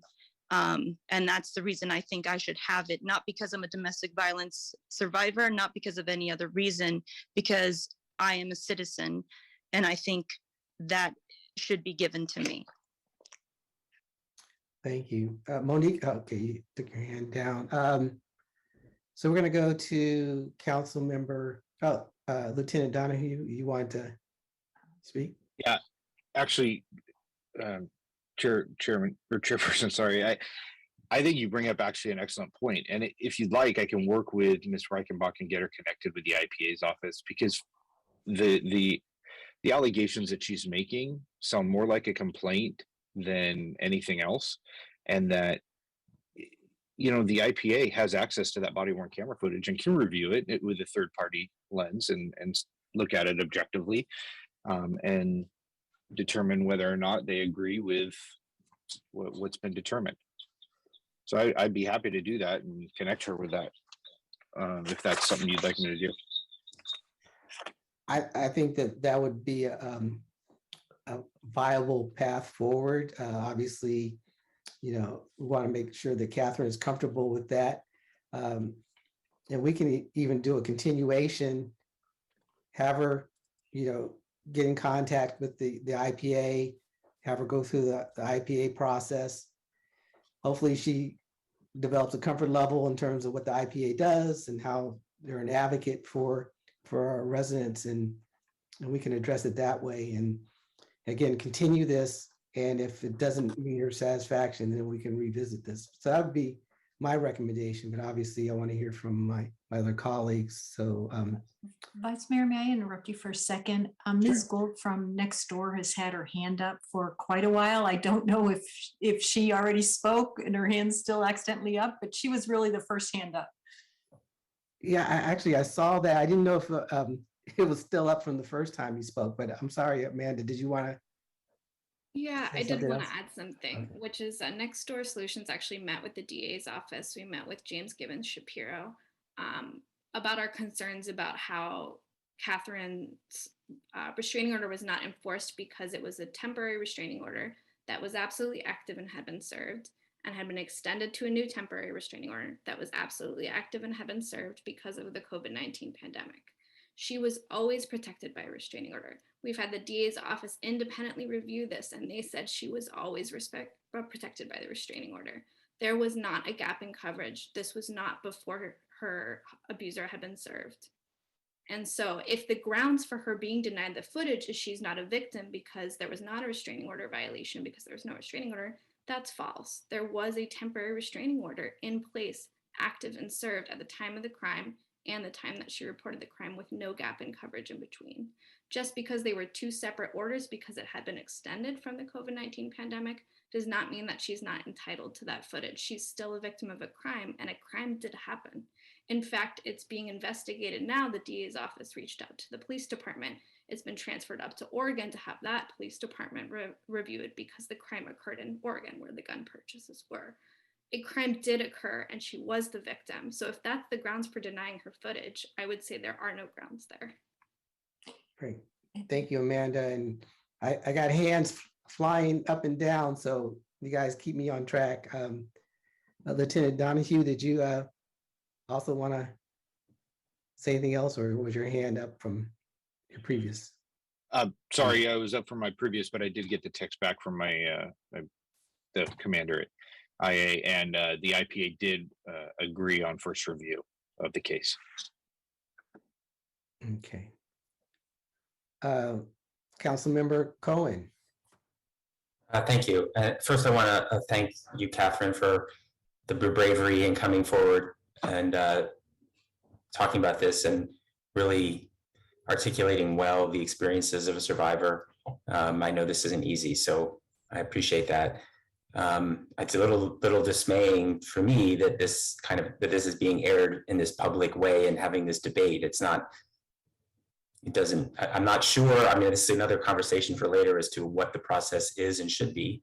I understand this is probably what the code says the process should be, but it's a little surprising to me.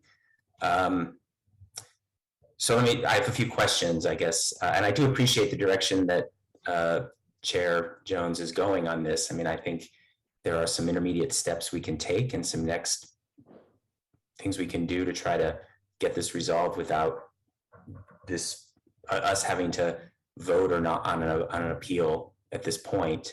But so from my understanding now, the police department, based on their interpretation, they decided they felt a crime wasn't committed. They obviously, unfortunately, I mean, that's the nature of the process here. The police department has to make a determination and file the charges. Based on that determination, they've come to this conclusion. So maybe this is a question for Nora, or maybe Amanda, you've done this before. The next step then typically would be that if the police department and the victim don't agree, that it has to go to a court and get a court order. Is that the normal process for something like this?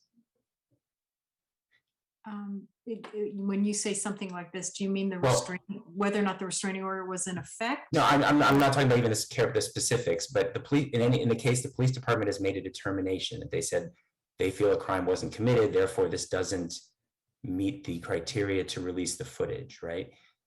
So in that case, if a victim still believes that that was an erroneous judgment by the police department, the means to move forward with that would have to be through a court and get a court order. Is that right?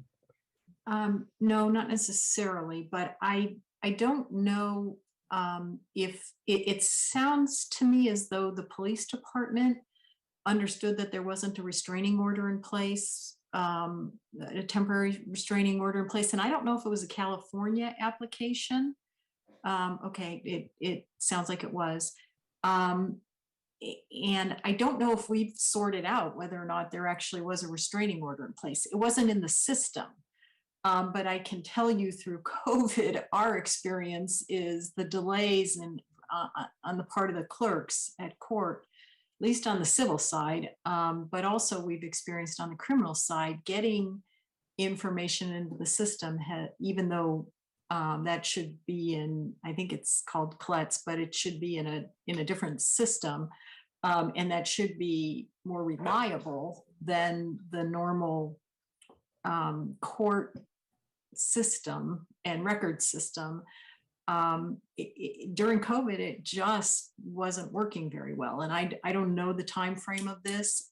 So I don't know if PD was able to confirm based on paperwork that Ms. Reichenbach or Ms. Gould had at next door if in fact there was a temporary restraining order or if they were relying on the court system, which is where they would usually go to check, because when we obtain those things, we try to get them in the system as quickly as possible. So I'm not sure we have the answer to that. We may from the police department. And then in terms of another way to get this information, I was just suggesting the subpoena because Councilmember Perales had asked whether or not you could get a subpoena, and depending on the status, either through a criminal process or through a family law process, a subpoena might very well be available. Well, and that's what the staff memo says the process is at this point. I think that's why I think Councilmember Perales mentioned it. That's why I'm asking about it, whether it's a court order or a subpoena. The claim in the staff memo is that the government code doesn't allow release of this information without one of those, given the determination that the police department made about the case. And so I guess maybe what you're saying is that the police department could reopen that question and reevaluate whether or not maybe there was a case and there was an erroneous determination. Absent that, there would have to be, based on government code, a subpoena or something to get that released. Am I understanding that all correctly?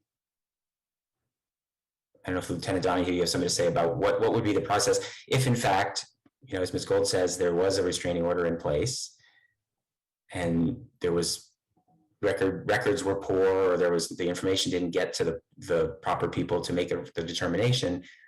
Would there be a reevaluation of that? Yes.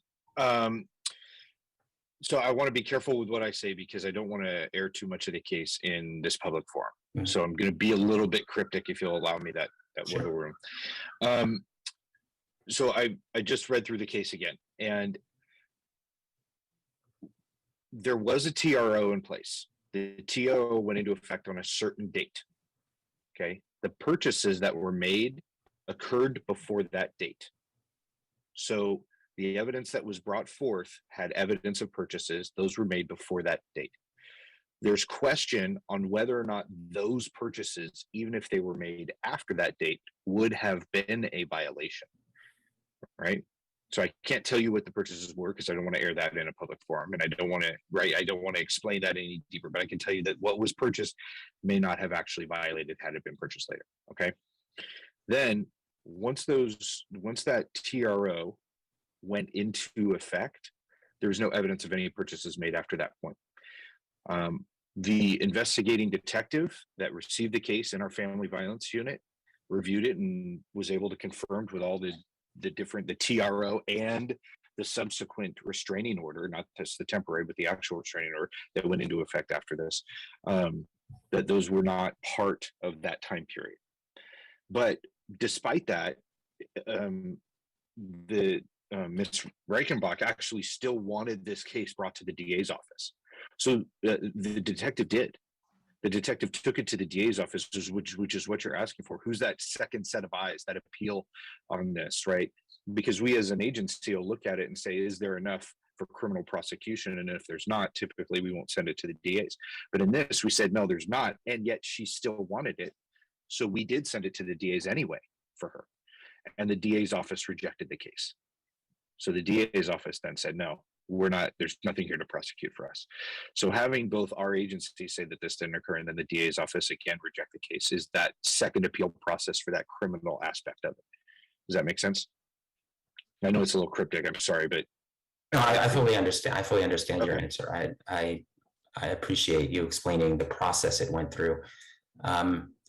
So I guess my question is, we have this appeal process, right? We have this before us now. That implies that there's some oversight role that this body can play as far as making a decision that would it be in some sense, there's a government code that we have to follow. Do we have is there a legitimate path by which this body can waive the, would it be waiving the government code, overturning the government code? What does this appeal process mean, and what does this body of council members have the right to do, I guess is the question. That's a great question, council member. So if you think of it this way, there are three kind of aspects to this case. One is going to be the legal criminal aspect. Was there a crime committed? That's where you get the police department and the DA's office. The DA's office is the oversight on that. Then you have the internal affairs complaint that you mentioned earlier. That's the internal affairs unit, and then the IPAs, which is the oversight of that, right? So those two aspects have happened. Now she wants the PRA, and that comes to the police department, and we make the ruling. And you, the committee, Rules and Government Committee, are the oversight for that. And you do have the ability to say, no, we're going to release this. We're going, you know, that's fine. We'll give it to her, right? And like Ms. Fryman said, that means though that we're going to give it to anybody. Okay. This, and obviously this is not precedent setting, other than the precedent of anybody can have this particular information. This isn't precedent setting in any way for the city in other cases, right?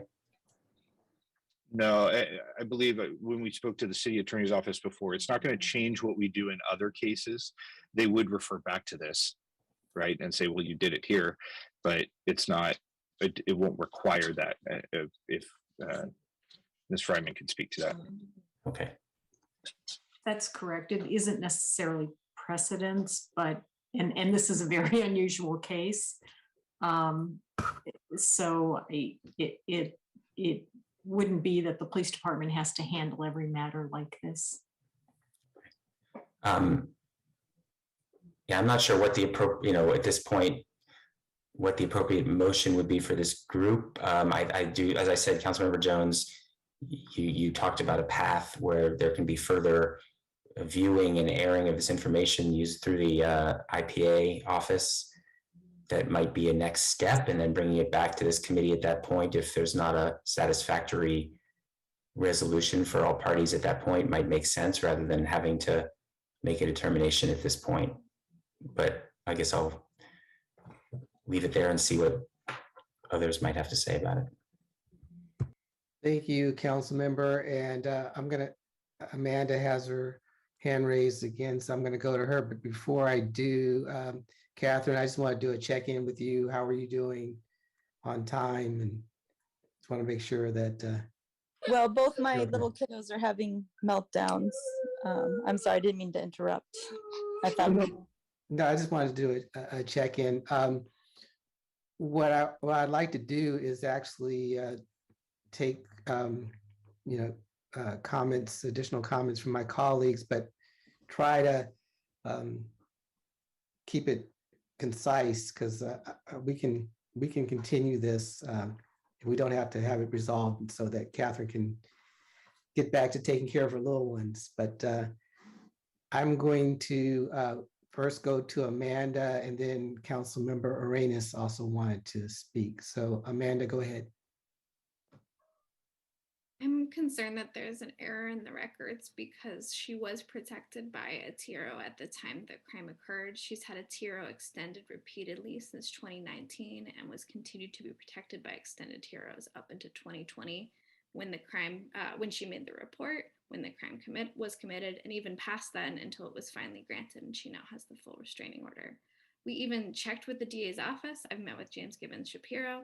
He said she was protected by a restraining order at the time the crime was committed, and it's now been passed on to a police department in Oregon where they're investigating it.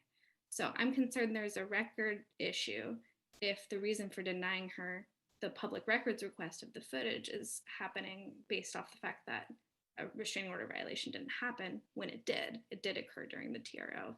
So I'm wondering if there's an issue with access to the previous TROs that have been extended or something like that. No, thank you, Amanda. And when we make the maker of the motion can also include having a further evaluation of when the TRO was, went into effect. We can also do a relook at that as well. Councilmember Arenas. Thank you. And thank you, Amanda and Catherine, for not letting up on this issue. I know that we first heard it in our office July of last year in 2020. So this has been going on long enough. And I think we need to be decisive today and grant Catherine this video. I think taking her down another path. I mean, this process alone is absolutely traumatizing. When we talk about being trauma informed, we are not being trauma informed. We are denying somebody's recognizing somebody's very valid concerns about having a TRO that was extended and that has never lapsed, and is at the crux of all of this. And even though there was this issue about being non-courteous, those two things are separate. Now, there's an appeal process so that this body can actually make a decision. I feel that our office has done quite a bit. Nancy, who is my deputy chief, had just to give everyone an idea, she connected with next door and with the captain of the Western Division. He's the one who sent that other officer that Catherine mentioned and took the actual report. It led to our work with the duty manual amendments that you saw from our office. So we have duty manual amendments that say that you will now take an official report on every call that you respond to that has intimate partner violence. Now, whether that is a practice out there is a different story. And now we're seeing kind of the evidence of that, right? Even if we didn't have it on the books, it might be understood that you should always take a report, especially when there's a past history of domestic violence. I'm going to make a motion that we approve her appeal. And Catherine, I understand that you have concerns about others accessing this video. This request for videos needs to come to the Rules Committee, correct, Nora? Yes. Okay, so then we can deny those requests as they come in. Oh no, the requests themselves would be handled just routinely. Appeals of a denial would come here. But under the Public Records Act, once we make something public, it's public to everyone. If we knew or could confirm that there was a TRO in effect and that she was then a victim of a crime, then she would have a right to see it and no one else would. But that's the ambiguity here, unfortunately. Yes, and Amanda, could you answer whether you all went to the IPA for the to file the complaint on the non-courteous aspect of this issue or this TRO violation that wasn't recorded with a report? It was Catherine who made the report herself directly. She did it directly to Internal Affairs and then afterwards IPA for both the courtesy and the policy violation. The policy was found to be founded, the courtesy was found to be unfounded. Okay, here I don't know if IPA made the decision based on what was reflected in the system versus what was actually true. And that we know that there's a difference between those two. So I would ask a reconsideration of that decision, maybe going back to IPA. Is that something that we can ask the IPA to review once again? Nora? Yes, IPA can review it and or the department. If I don't know exactly how they concluded that there wasn't a TRO in place, if it was based simply on what was in the database or what, I don't know. So it could be the IPA or the department. So, I'm going to leave it up to Catherine and Amanda to decide which path you want to take. I heard from Catherine that she does not want this publicly accessed, this video. So I'm going to guess that she's going to say no to that, but I don't want to speak for her.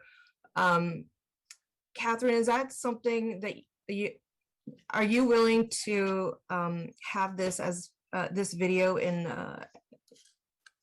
for public access?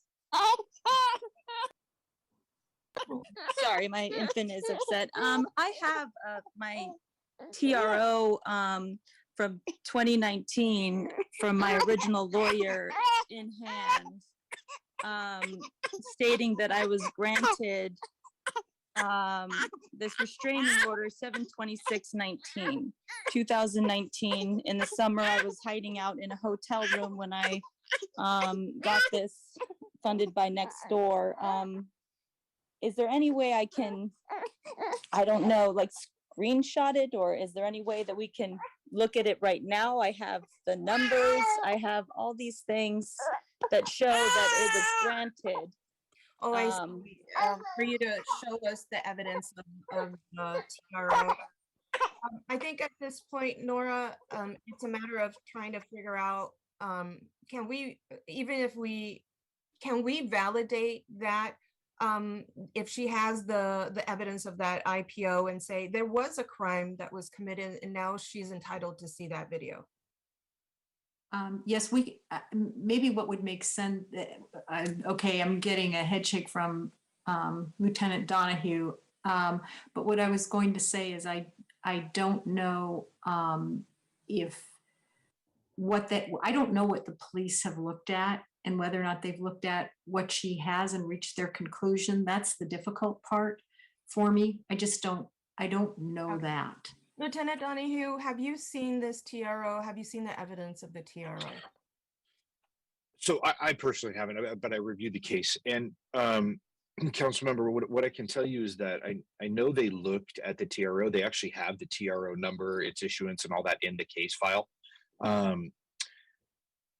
So it's not a question of whether or not she had one. It's whether or not it was active at that time. And I know she's saying it wasn't, and I don't know. I'm going to interrupt you, Lieutenant Donahue, because I heard this answer already, and I'm already very impatient about the treatment to this particular survivor that has been dragged out for over a year. So I'm going to interrupt you and say, I already know your answer. And you heard from the survivor herself, and you heard from the advocate that there's this continuous TRO. Now, whether the pandemic interrupted, the digital access to that for our police officers is not her fault. And so I think we can take this offline, but the bottom line here is this person, in my view, I'm going to rely on advocates who come forth and also support our survivors and I'm going to believe our survivors that when they say they have a TRO, they have a TRO. And if it's continuous, I can't understand why it would not be a crime. I cannot understand. How could this not be a crime? And and it has to be a different answer on whether this was active or not, because it was active.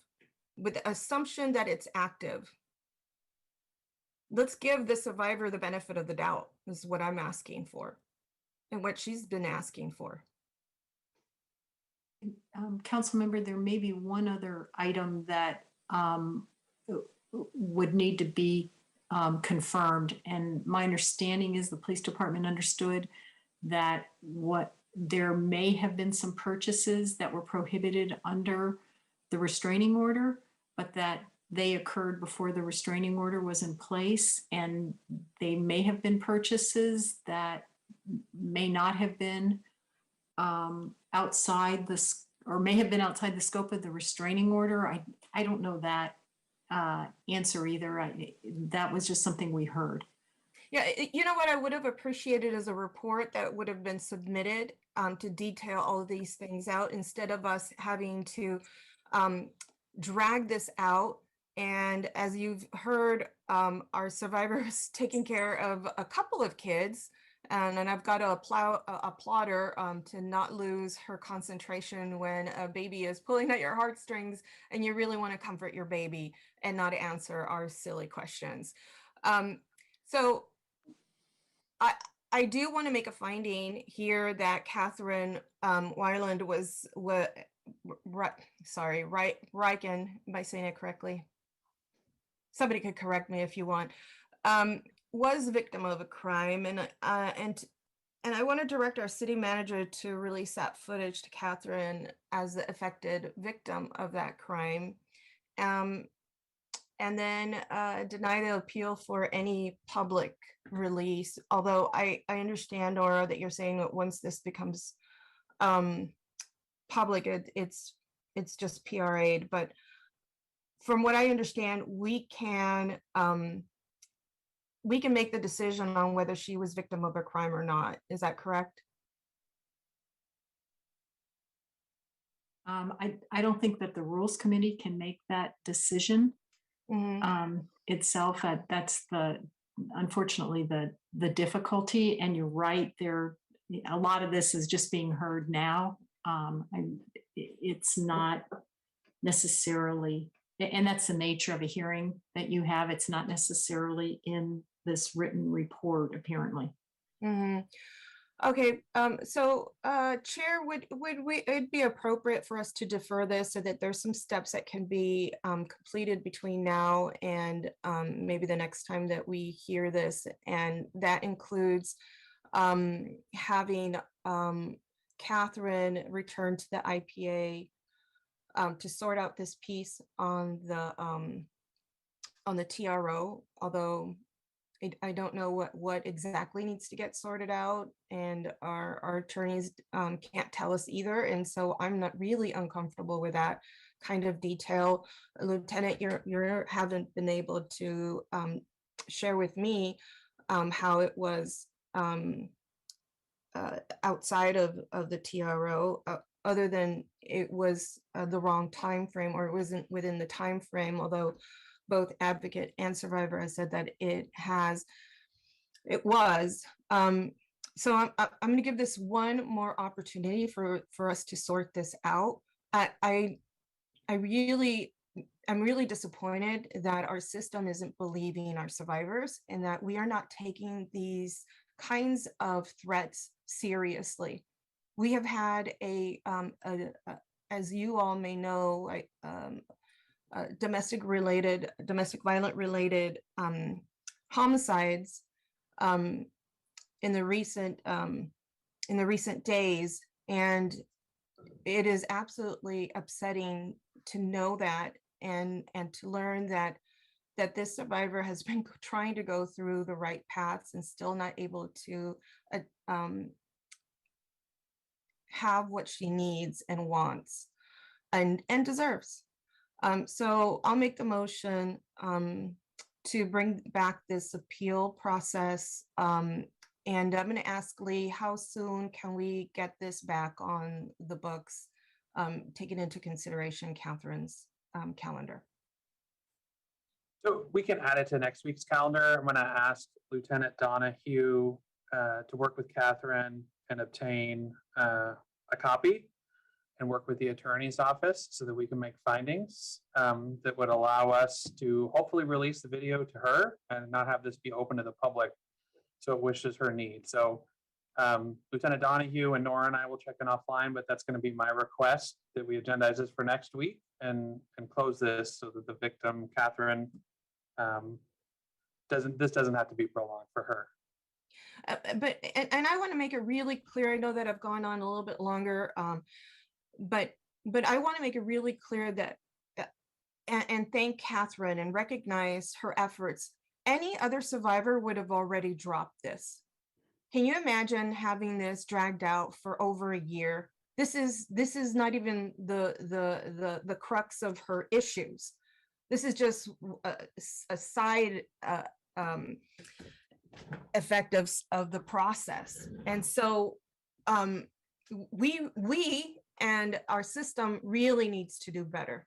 We need to respond better to our survivors so that they don't have to tire out when they're advocating for themselves, and so that they can also be safe. And you know, I've shared with the public in the past. I've had a really good friend who was shot in the face when we were 19. She was 20. And these kinds of things escalate rather quickly. And we all know this. This is not something new. I know in a very personal way that this really ends the life of the people around you. And I'm not sure why our systems aren't recognizing this fast enough. And so I'll give it one more week, but I really need to see a result that benefits Catherine and satisfies her needs. Thank you. So I'll second it, but with a request to amend it to say that if the determination is that the TRO is in effect and the crime was committed, that we don't need to have it come back to this body because the evidence will be released without us having to do anything as a rules committee. So we'll bring it back in the case that. I'll leave that up to the survivor. I think we should leave that up to the survivor, Councilmember Cohen, because it's her right to bring it back. And we can just put bookmark it here. If she finds that she has the results that she needs, then she drops the appeal herself, right? Right. That's kind of what I'm saying. We may or may not need it on the agenda depending on the outcome of the process. I want to keep it on the agenda and ask Catherine to drop it if she finds that it satisfies her. Just for a clarification, Lieutenant, will we also, and Lee, will we also have Catherine meet with the IPA as well? Because the ultimate goal is not necessarily for her to just see the video, but she's looking for validation and confirmation of her complaint. And Yeah. so Yes. what vehicle do we have, once she sees the video, what vehicle do we have to have an additional look at? And if I can just start, I think on Councilmember Aranda's point, I would defer to Catherine on that, actually. I want to respect that she would like to see the video and not have that be released to the general public. And so I think that's our first hurdle. If we can close that gap, I would like Lieutenant Donahue to be able to chat with her and offer to connect her again to the IPA.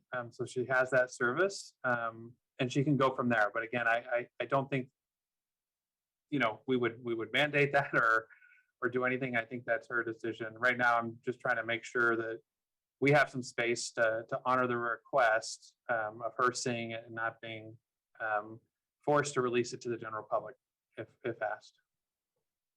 Thank you. Councilmember Perales. Yeah, thanks. And I think most of my original questions or concerns were addressed through Councilmember Renes's questions.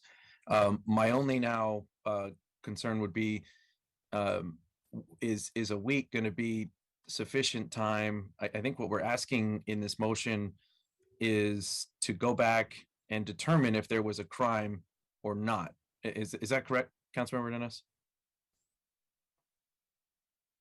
Right. I want it to be clear whether this TRO was in place, but this is what I would like so that we can make it very clear. There seems to be two different stories here. One that there was a continuous TRO since 2019, and then claims that there wasn't. And so I don't know what the bottom line there is, and if the IPA can be that that person to kind of mediate that through a complaint, then I think that would be the best route. But yes, that's what I'm looking for. But I'll defer also to Catherine to see what ultimately what she wants. But that would be my focus. Okay. And just to clarify a couple of things, I don't think the IPA has the authority to determine a crime or not. Correct, Lieutenant Donahue and Nora? Do they? That's correct. Okay, so they wouldn't be the right agency to determine whether or not a crime was committed. They can relook at this, but they'll look at it looking at whether or not a complaint is sustained versus the fact that the police officer should have taken a report, which already they sustained, and then the other complaint in regards to the conduct, but they don't have the authority to actually say a crime was committed or not. And so that's why I wanted to clarify sort of what it is that the direction we're giving. If we are asking indeed to have somebody take a look at this to determine whether or not a crime was committed, it wouldn't be the IPA. It essentially is going back to the police department. Well, Lieutenant Donahue, that's part of his recommendation. So I'm guessing that that is also part of the answer. They may not be able to say yes or no, but at the very least, be that in that middle person. I don't know who else could be that middle person other than maybe the city manager's office. I don't know if Catherine is looking for that evidence to submit anywhere. I think it's, from what I heard her say, it was for her own validation that this report should have been taken. It wasn't taken. And that because it wasn't taken, and maybe, listen, I don't know all the details. I'm trying to make the best kind of recommendation based on what I've heard Catherine say. And Lieutenant Donahue also said that this was the path that he would take. So I'm not sure what other path that we could allow for this to go through so that Catherine could also view that video. I'm guessing because the IPA has access to videos that she could view it, and it sounds like a third person could be in the room viewing that, if I heard that correctly. And I think that may be enough. I don't know. That's up to Catherine to decide. I think what I was just trying to clarify is that what we're looking to get here is a validation of a crime being committed, and the IPA can't do that. Even if they're a third party in the room watching the video, they still can't say, hey, a crime was committed. We now think that you need to go back and file on that crime, and then that way we can come back and say, hey, good, a crime was committed. We can release the video and Catherine can look at it and the rest of the public doesn't have to see it.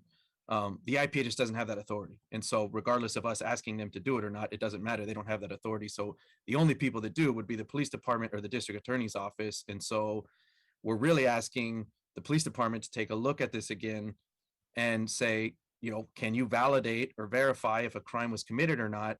And then if we don't like their determination, then it's doing essentially what Catherine has already done with Amanda, which is asking the district attorney to take another look at it. And if they make a determination that a crime was committed, then yes. And I think we get to the end goal, what we're trying to get to, which is allowing her to see the video and nobody else has to see it.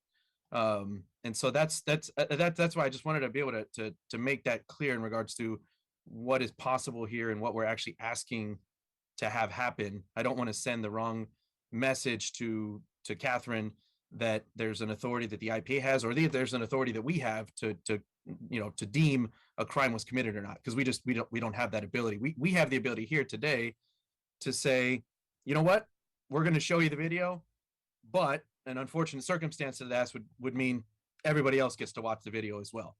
And we've heard that from her, and I'll ask Catherine to maybe reiterate that. Just to clarify, Catherine, you don't want anybody else to see this video, correct? Like if we were to vote today and say we will let you see the video, but subsequently the rest of the public would be able to see it, that's not the outcome you're looking for, correct? Correct. That's not exactly what I would want. I'm a very private person, and to have to do this publicly is embarrassing. Okay, that is clear, and that's what I understood. That's what I think all of us have understood. Hence, we won't make that decision. We will not, I think, accept to release the video and allow everybody else to see it. Thus, the direction that I think that we are going, which I can support, is the only other best opportunity then is trying to determine, can we relook at this and see if a crime was committed? And if it was, then Catherine can get the right to see the video and nobody else has to see it. I'm just not very optimistic about that outcome based on what I've heard from Lieutenant Donahue, is that the family violence unit has looked at this, and for whatever reason, deemed that a crime was not committed. We don't know this. We're not right. I don't know it either as to their determination of that. But the district attorney's office looked at it as well, and they deemed there wasn't a crime committed. So I am not optimistic that re-looking at it is going to give us a different answer. But I'm completely comfortable with the direction and saying that we want our police department to look at it again, and then hopefully we get a different answer. If not, though, I'm concerned that we're going to come back with the same dilemma, which is that there's a deemed no crime committed, and then we have to make a decision. Do we just allow the video to be open and to everybody for viewing, or not? So, but I'll support the current motion that's on the table. Thank you, Council Member Catherine. I see you have your hand raised. Yes, thank you. I have the TROs. I have so many extensions, which I think is the problem that people may not be aware of, is when there is a TRO in place, the CLET system does not access the originals, like the ones that were prior to those TROs. That is one of the things that I brought up to my advocate's attention prior when all this was occurring, is that they're saying there is no TRO. The officer says I have no TRO. I have evidence in my hand, and he's denying me that there is one. And I'm still hearing it from Officer Donahue that there is no TRO in place. However, I sent just a screenshot now to Tony, and I think it was forwarded to Norma, that I have had this TRO since the summer of 2019. It has been extended multiple times in October, and then in the winter, and then in the spring. And then I had my hearing finally done in the summer of 2020. The event that took place prior to my DVRO 5-year restraining order was just weeks before my hearing. And I had always been covered. The problem is I've had so many extensions to this TRO. It's nauseating. I have not had any conclusion even to my court case. I've been in the courts for 3 years. I have paid enormous amounts of money already in the courts and do not want to have to access. Sorry, my toddler he saw that I had some things written down. So it's that I'm sorry, I lost my train of thought, but the TROs are in place. I could prove it right now. I could prove the purchases right now. I don't know how I'm supposed to prove this, especially when they can't access the information. And I have given this information to many different people multiple times. I've given it to the IPA. I've given it to the police officers. I had it in hand with the police officers the day he refused my report. I took it with me to the police station to do the report in person with my advocate. My advocate has copies of my TROs, and it has been given to the DA multiple times for multiple violations. This one in particular is being reviewed right now in Oregon, and they are determining whether or not they're going to press charges against my husband. Thank you. Councilmember Brawless. Yeah, I thank you. I just, I think my main concerns again are that we don't have any authority within this body as the Rules Committee to determine whether or not a crime was committed, regardless of the evidence.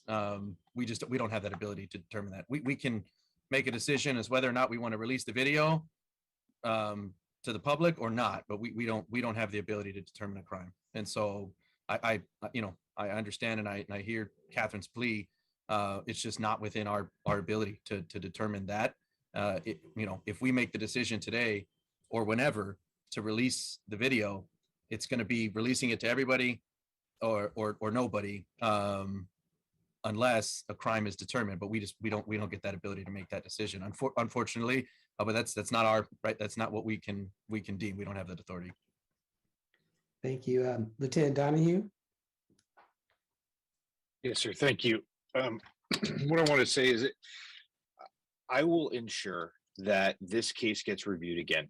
I'll make sure that the Family Violence Unit looks at it. I'll make sure that whatever evidence that Catherine wants to bring forward. And I understand she may have brought it forward before, but whatever she wants to present again, we'll take another look at that. And then I'll make sure that we take it over to the DA's office. We're going to look at whether or not the TRO was in effect, which I believe it was based on what she's saying. And then whether or not what was purchased at the time falls under that TRO. So we have to look at that. Now, this does take time, and I know you want us to come back next week and talk about this. And I know Councilmember Arenas, you mentioned that we don't want to extend this any longer than we have to, and I totally agree with that. But I want to do a thorough investigation.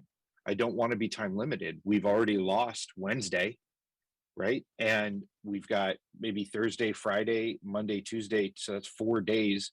And detectives, the detective assigned to the case is only going to work 3 of those 4 days. So I want to make sure we do a thorough investigation. If we put it on the calendar for next week, we can try to do that, but would we be able to communicate and say, hey, we weren't able to get it through the DA's office by then? We're subject to their calendar and their availability as well. They're another agency that we can't control. Is there a way that we're able to make sure that we do this right? And I'm going to assume that the committee doesn't want to just hear from our agency and say, yeah, there's not enough here to file. It sounds like you want that second party to look at it, that you want the district attorneys to look at it for oversight. So if that's the case, we have to wait till they're done looking at it as well. Thank you, Lieutenant. Councilmember Arenas. It is very clear that we cannot determine whether there is a crime, although symbolically, I can say that there was a crime committed here. And that is that our system has failed our survivors.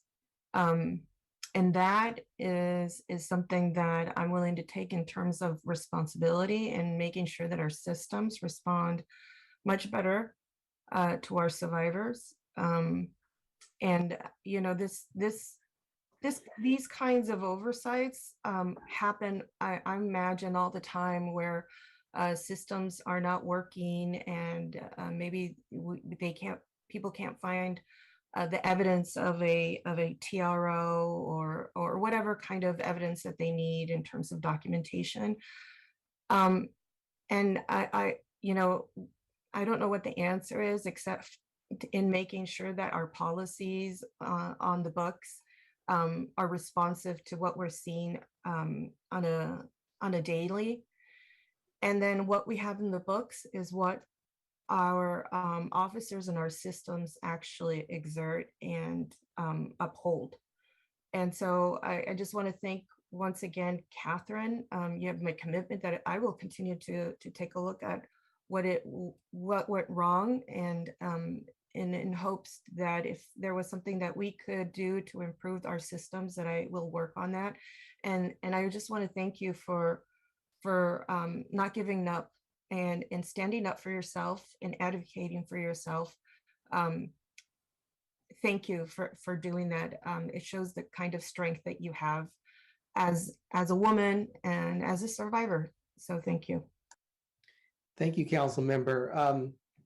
Based on what Lieutenant Donahue laid out in terms of timelines, the motion is for them to come back next week. So is the desire, Councilmember Reyes, for them to come back and at least do a progress update if they haven't been able to? Great. Yes, I was thinking along those lines as well, Chair, that if they weren't at the point where they needed to be, that they could just give us, listen, we need a progress report. That would be great. Okay, great. Thank you. All right. And Catherine, I see your hand is up. Was that from before, or did you have additional input? I'm very sorry, that was from before, and I will put it down. Okay. Well, we have a motion and a second on the, and again, Catherine, I know it's been stated, but first of all, we apologize for putting you through this process. I know it's been very painful, but I commit to you that we're going to do everything in our power to see that your desires are met. So thank you for your patience and understanding. So we have a motion on the floor, and I think Tony had to step out. So Yasmin, are you able to take a? I can take the roll. Thank you. Arenas, Yes. Cohen, Aye. Morales, Yes. Jones. Aye. Thank you. Okay. So let me figure out where we were. Okay. Let's give me a second here.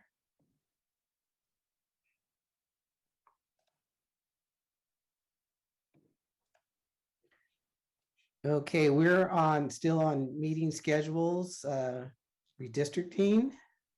And I am going to go to the public first. And also, if we had any hands from the previous item, also you can speak to that as well, if you didn't already speak to it. Blair? Hi, Blair Beekman here. Hopefully you can hear me okay. Loud and My clear. Zoom may go in. Great, great. Thank you. That was incredibly intense and good. And thanks a lot for everyone's work on that issue. It may not be legal precedents we'll be working towards, but maybe good case study ideas for the future of good practices around how to deal with domestic violence issues as a community. Good luck to ourselves. Thank you. For redistricting items, I'm very interested in that you guys can really facilitate. I mean, everyone's really just a bit upset about how to talk about the unity and community maps. And I hope as city council, you can know how to facilitate well everyone's point of view and feelings. And it's my hope that the people of the community map, I mean, I really feel the unity map people are part of the reason why they're calling it unity map is they're trying to honestly reach out and say, you know, we've held these positions for a long time. We don't quite know how to connect with a portion of the community that feels differently, that has always felt differently than we do. Let's make this a time to learn to connect with each other and really talk about it and become a whole community process. And I think that's why they're calling it the unity maps. Of course, from that, they have their very own personal deep beliefs about what's good. And, you know, good luck how we can do that. My own personal feelings, I'm having an incredible hard time saying it, but I really think District 7 should be a part of the future of Google Village area. And that really addresses the questions of equity. Good luck how we can do that. And yeah, it needs to be a little, thanks. Thank you, Paul. Paul Soto from the Horseshoe. For 3 years, I've been on this topic. I can teach classes on Redline.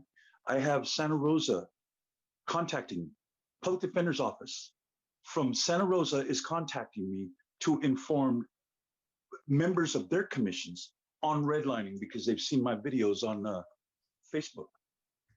So I'm actually being consulted for growing up in D11. Now, let me give you an example on what I mean by that. The redlining map went A 1 through 11, B 1 through 11, C 1 through 11, D 1 through 11. My barrio, the Horseshoe, D11. D11 was adjacent to A1, Palm Haven.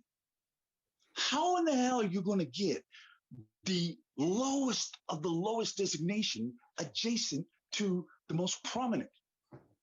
How? Because Willow Glen wanted to ensure that they were going to get all the resources that they wanted. You know why? Because they annexed into City of San Jose 8 months prior to those redlining maps. It's in the documents. I want on record every single council member to be able to state explicitly on record that they have read every single redlining document first before you go making decisions as to whether or not you're going to claim the legitimacy of these maps. All these maps, they're not legitimate. I'm telling you right now, you guys go ahead and do what you're going to do. There's going to be they're going to be challenged in court. I can tell you that and guarantee you that right now, because you have Willow Glen D6 absorbing the horseshoe, the very barrio that they had redlined and neglected and ignored, which I was forced to grow up in. Now they want, why? Because it is one of the most valuable pieces of property on this earth. Thank you, Tessa.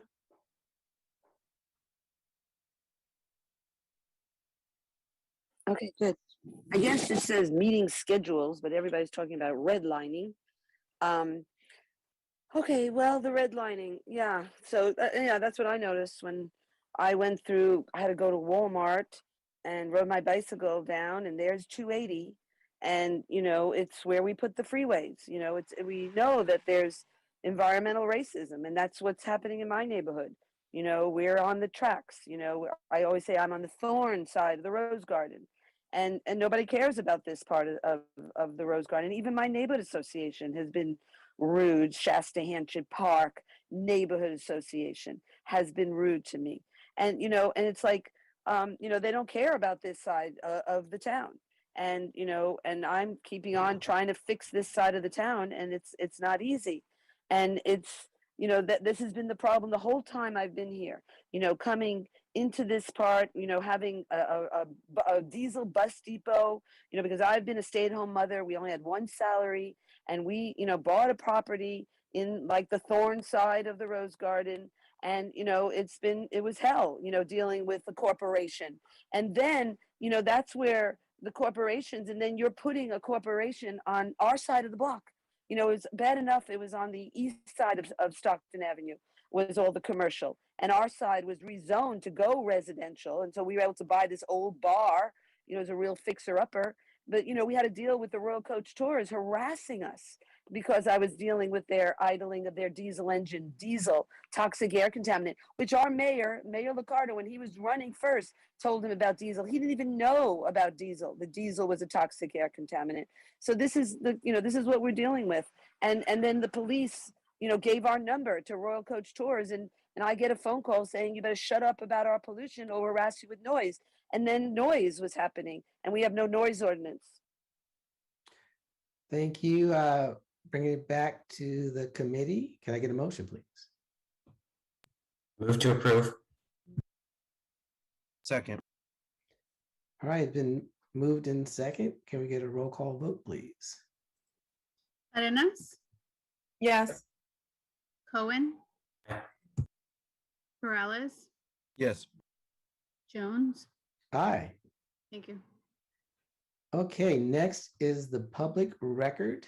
And I have two speakers who are going to speak specifically to the public record, or three. First one is Tessa. Can you have the other ones go first, please, Mayor, Vice Mayor? Do you mind? Sure. So next speaker is Paul. Go ahead, Paul. All right, thank you. Paul Soto from D11. I want to thank Jean Dresden. Jean Dresden showed up. She has a letter in there regarding heights and the kind of zoning laws that she would like to see installed on Lincoln Avenue. And I cannot express enough gratitude for her advocacy and her participation in civic matters. When she showed up to the December 13th, 2019 meeting with Dr. Stephen Peedy, with respect to the devil in Silicon Valley, she came in and this is a senora, this is an elder white woman coming in there and speaking respectfully about the barrio called the Horseshoe in that meeting. And so when I saw that and I heard her do that, I was like, you know what, this lady, she knows what time it is. It doesn't matter what her opinion is of this particular area. She knows what it means to the people that actually live in it. And she deferred to that. This shows a level of respect and a degree of deference that is actually required. And the lack thereof means that you don't have a comprehension or an understanding of what it is that you're passing judgment on or you're critiquing, because you don't understand. There's certain things that you just don't quite understand. And what Gene did is like gave me an affirmation that there are people in that community that understands what it is that we experience and what that means and the generational impacts and consequences. Thank you, Blair.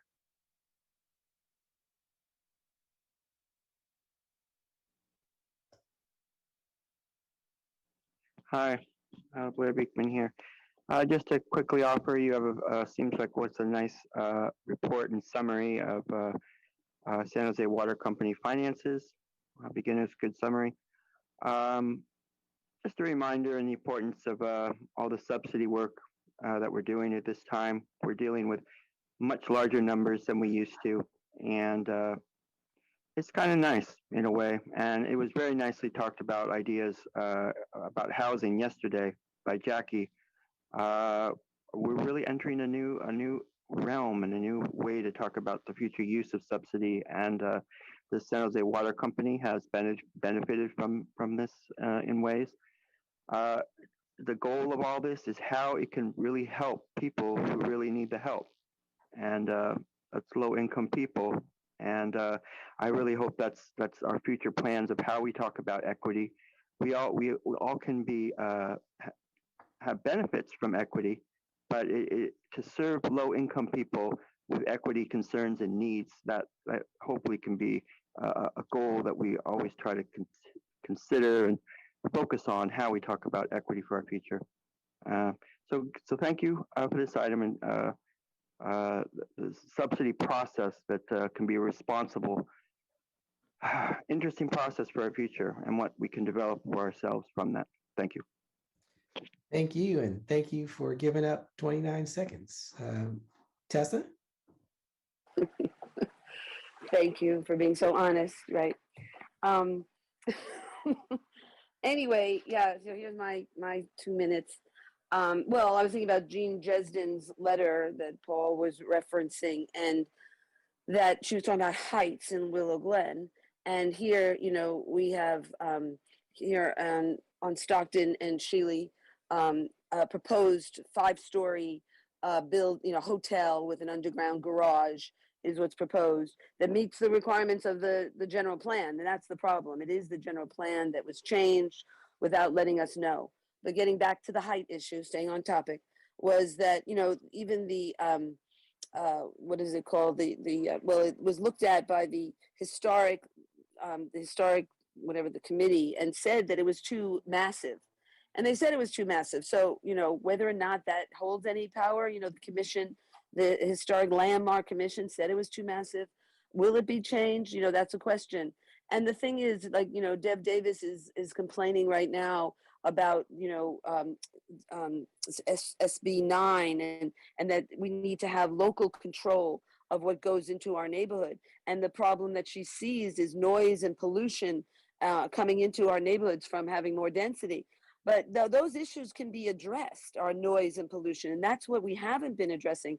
And when we have this hotel with its noise and pollution, which is definitely going to be there, there's no concern about that, and that's been the problem. There is noise and pollution that's going to come from a 5-story hotel, with 80 rooms and 60 parking spots and DoorDash and all the things, backup beepers, everything, noise, that's going to be there.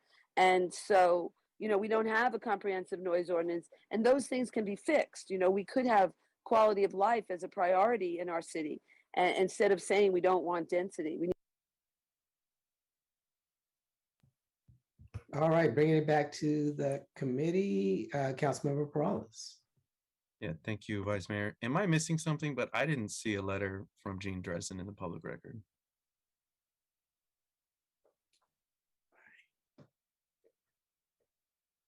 I don't see one either. Okay, clerk, So I guess just a confirmation from you. There is no letter from Gene Dresden in the public record, correct? I think Tony's still away from the computer at the moment. Okay. Looking on the what's attached, what was provided to us, I didn't see one from Gene Dresden. I know that both Paul and Tessa referenced one. And so I was just curious if maybe I was missing something from the public record. And if I was hoping I could see it, but in this case, I guess what we have available to us, it's not there. And I would just ask that we try to keep our speakers on topic of what actually is on the agendas versus other topics. Thanks. And I'll move approval. Second. thank you. And Councilmember Perales, that was my oversight. So it's perfectly appropriate for you to reprimand the chair. And I'll try to do a better job in the future. Okay, so we have a motion and a second. Yasmin? Arenas, Yes. Cohen, Aye. Perales, Yes. Jones. Aye. Thank you. Okay, on to the consent calendar. And going to the public comments first. Blair?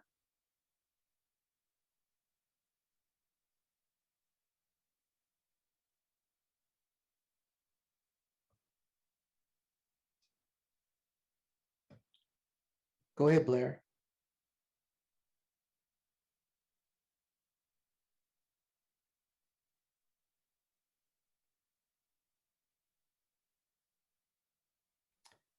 Blair, we can't hear you, so we are going to move on. Hi, Blair here. Blair here. Can you hear me? Yes. Boy, you know, I'm in this weird place and it's doing something weird to my phone, so hopefully you can hear me. I have got a question. I want to respect what Councilperson Perales just asked, and then we try to stick to the topic points. So I'll ask yourselves. You have a whole on the consent. You have kind of your explanations of how you've been working the agenda calendars according to good sunshine ordinance ideas. Is it possible, both Tessa, Paul, and myself, you know, we've all been trying to talk about how we can improve the agenda process overall. Could that be relevant at this time, if I can make my suggestions at this time? Keep talking, Blair. Thank you. Because you know, Tessa and Paul and myself, we're all figuring out how the agenda process can be a bit more publicly accessible, and ways that you know, that you state at the beginning of a meeting, for instance, that if a person needs an item to be pulled from the consent, they have that right. For myself, orders of the day, the closed session report, and the city manager's report can each have a saying where, you know, the council person or chair says, you know, a person has a right to speak on these publicly on these items for, you know, an abbreviated time of say a minute on each of these items if so desired, you know, something like that, a little preface that, because there's a consistent pattern that you're not allowing public comment for items that should be allowed public comment, you know, the city manager's report, the closed session report, and even orders of the day. That could have a small amount of time for the public, but the mayor only does that at his discretion rather than make it a regular process. So is this stuff we're all trying to work on, and hopefully we can talk about this more in the following months. Thanks. Thank you. Paul?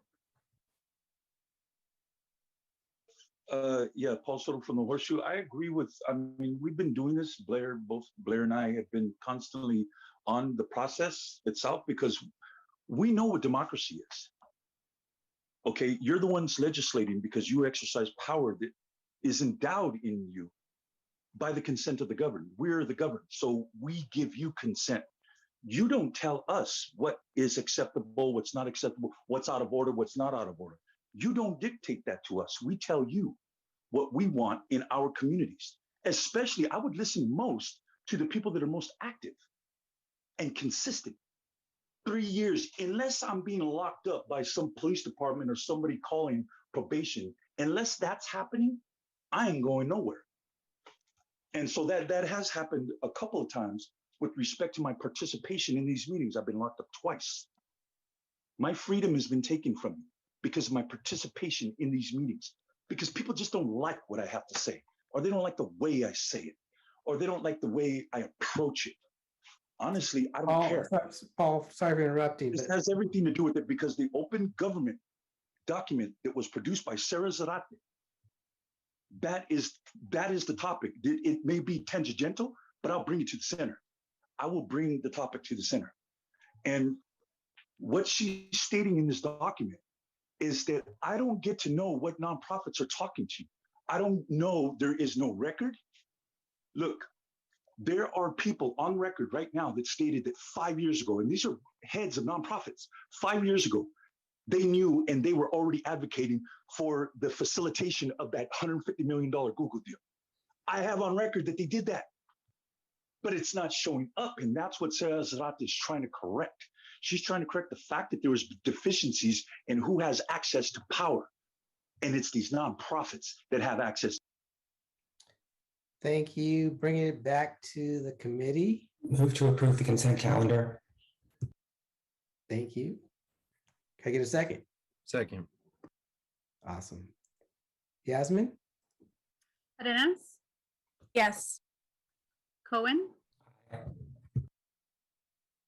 Corrales, Yes. Jones, Aye. and Tony just responded. She said there wasn't a public letter submitted.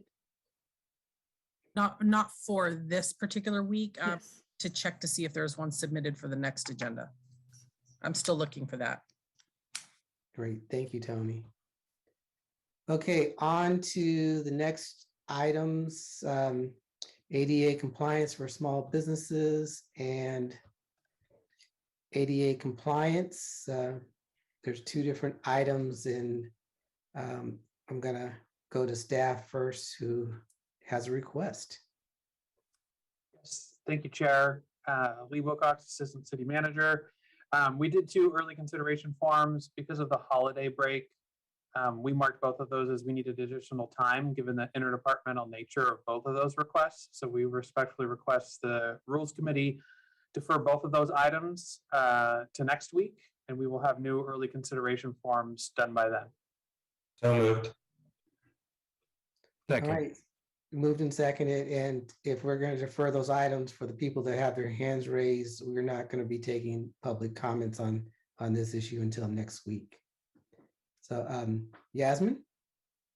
Arenas, Yes. Cohen, Corrales, Yes. Jones. Aye. Thank you. Okay, next is the Neighborhood Services and Education Committee update to the August 2021 to June 2022 Neighborhood Services and Education Committee work plan. And I'm going to the public. We have Blair. Hi, thanks. Blair here. It was a really interesting council meeting yesterday. I think, I was walking around Berkeley, actually, and just listening to a San Jose council meeting. And it dawned on me, that I tried to say earlier, I think a really important way to look at it, I don't know how accurate it is, but it feels good to figure out saying is that equity, the concepts of equity, we can all benefit from the ideas of equity. But if we focus on the ideas of how it can help and serve low-income people, good practices and choices, and I don't know, the word opportunities is a questionable word these days, but what can be available for low-income people and choices available. I think that if we learn how to focus that and learn how to talk about it more in those terms, I think we'll be in good shape.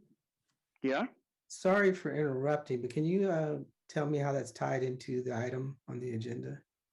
Well, we're going to be talking about the future of equity issues for the Neighborhood Services Commission. Okay. I thought that was Neighborhood Services Commission ideas about. Do I have it wrong? If I do, I'll just stop here. I feel there's equity issues involved in the work plan, so I just thought I'd speak about it now. Sorry for any trouble. Thanks. No worries. Paul?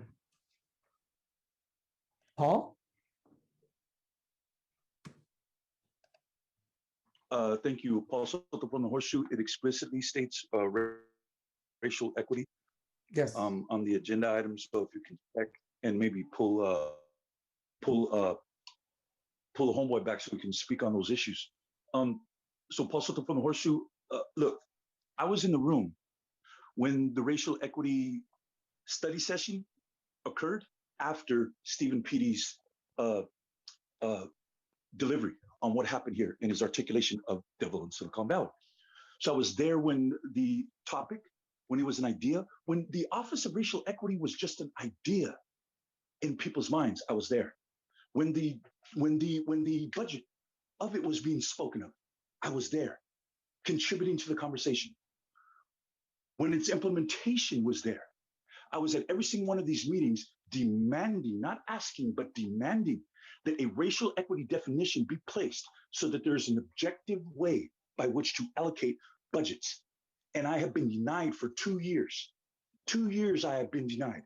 And if there is anybody that is worthy of being answered to as a citizen in this city, it is a human being that experienced being relegated to a red line district, the lowest classification that you can find. Why is it that the person that was experiencing the lowest classification, D11, was nowhere sought out by any of these organizations? La Raza Historical Society, those vatos didn't want to get nowhere near me. Why? Because they knew that I was going to exercise that authority. And so if I'm not in the room, I can't exercise it, can I? So those meetings were held in secret. That is a legal issue that I'm going to fight. So you guys go ahead and pass these maps. You have illegitimate documents right now that say that equity was applied, and yet Nora has not produced a definition for me. Thank you, Tessa. Yes. Yes, Blair should be able to speak again because there was a racial equity on that agenda, Vice Mayor. So anyway, getting back to neighborhood services and education is a very important topic in that, what is the work plan for our neighborhood services and education is very critical as we go forward to save the people. Like my husband says, as a scientist, we have to work on saving as many people as we can. And we're not doing that. We're not talking about it. That's how, when you have an emergency, like the climate emergency we do have, then we should be talking about it all the time and addressing it. And you're not doing that. You're entertaining us. Even that whole, how much money we spent downtown for those rings of lights and on and off. And it's really actually very disturbing and distracting, but we spend millions on it. And what is it called? It's called, bread and circuses. That's how you distract the people. And it's very much a crime against humanity because we really need to be preparing. And that's where, I've been saying we need to support small businesses and make them green. And I've been talking to people, and I even asked somebody at the city manager's office who was the head of like small businesses and money that was going to go, called her, I forgot her name, she has a funny name, and I wrote her an email, nothing back. Because I was talking to my farmers markets, the people who run their their shops that have food in it, the food trucks, and how we can green the food trucks. And I wanted to get money for them. We need to get money to green our small businesses, and that's where I've been supporting Ellery Middlebrooks. Eat, grow, learn. There is so much that we need to learn to be prepared for our water emergencies. I mean, that's what's happening right now. There will be no water, they're saying, in the Sierras in the next 20 years or so.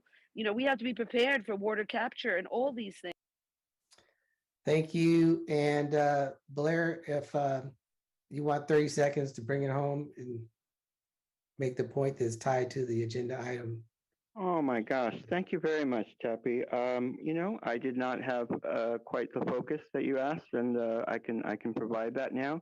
As these are library issues about equity mainly, I think it can be interesting to consider, the good digital equity practices involved and being worked on to bridge digital divide issues at this time. If we can practice as always, as the ideas of open public policies with the future of digital equity. Thank you, Blair. All right, bringing it back to the committee. Can I get a motion, please?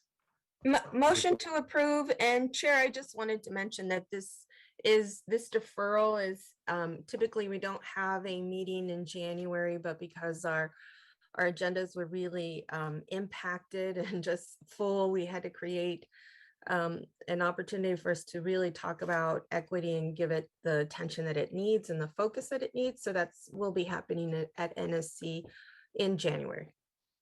Great. Thank you, Councilmember. And a second. All right. Tony or Yasmin, either one? Arenas, Yes. Cohen, Morales, Yes. Jones. Aye. Thank you. Okay. Next item is open forum.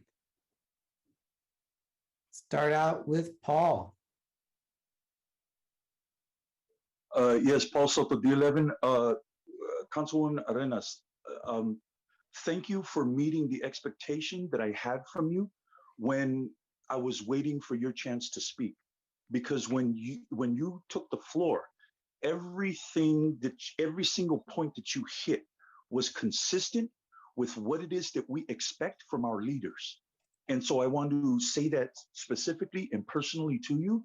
Thank you for that. And I also want to thank Senora Catherine for she was on it when the baby was like demanding, they say you don't love me.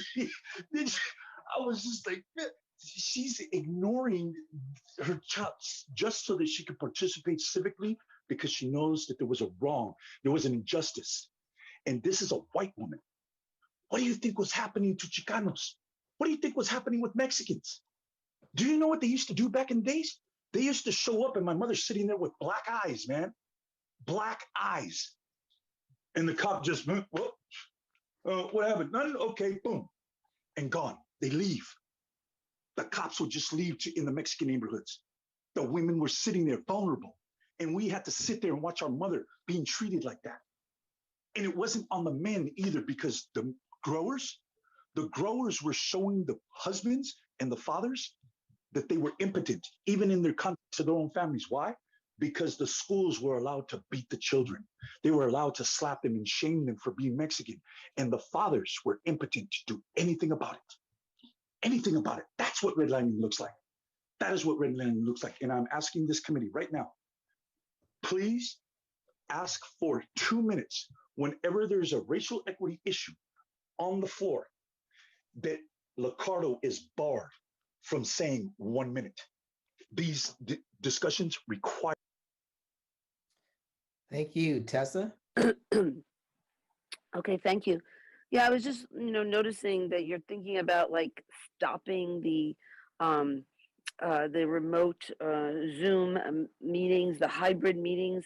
I didn't follow the whole meeting if you discussed it, but I'm really against that, and I've been fighting for digital meetings to go on forever. And I think that there was a state mandate from our wonderful Assemblyman Alex Lee, who required that we keep on doing this. So I hope we're going to keep on doing our digital democracy, our virtual meetings. And actually there's a lot of problems in this hybrid that you're doing is not working out for the community. There's not full disclosure. You can't see the faces of the people. You can't go to the even to the what is it called when you go to see the transcription? It just says county chambers, city chambers, so you don't know who's talking. And I love that, even like in this meeting, at least I could see the people's names. And one thing, one of the participants was that next door solutions that deals with, rape or whatever, domestic violence. And at least she had her name of who she was as well. And you need to have that for all your participants, who they are, what they're, even the city of San Jose staff. It should be listed what their title is and what their job is, as well as any other guests that are there. And so those are the problems that are coming up, maybe more so with the hybrid, because we can't see each other and, we can't see the faces of the people. We don't even know who's talking. I recognize some of the voices, but that's just because I've been listening for a long time. Most people won't. And, so even in this meeting that we just had with Catherine, I mean, it was just interesting that even it was brought to having to be brought to rules. How did it even get to rules? I don't even know how anything gets to rules. There's such a, blockage of that. I'm glad she got to rules, but, even, that was a phenomenon that I'm impressed. Thank you, Blair. Hi, thank you. Blair here. Thanks for the meeting today. It was a hopeful meeting. It was also hopeful that I felt yesterday, Mayor Liccardo, he's kind of, he's softened his tough guy position on the future of the ALPR stuff. He wants it to be more nuanced, it sounds like. That's important, I mean, there is, with all the new 4 and 5G going in and the streetlight technology, there is a ton of new surveillance and technology we have in our city growing right now. ALPR use may not really be that needed. I liked his mobile ideas, and it's a very minimal soft process that we have to consider for our future, and working in tandem with other things. It isn't just dump a ton of ALPR stuff. That doesn't solve issues. It's a combination of things, and it's open public policies and accountability. If we talk about accountability and be open about how this is for, we can apply this to Vision Zero things, that's the way we got to be considering these things more openly in our future.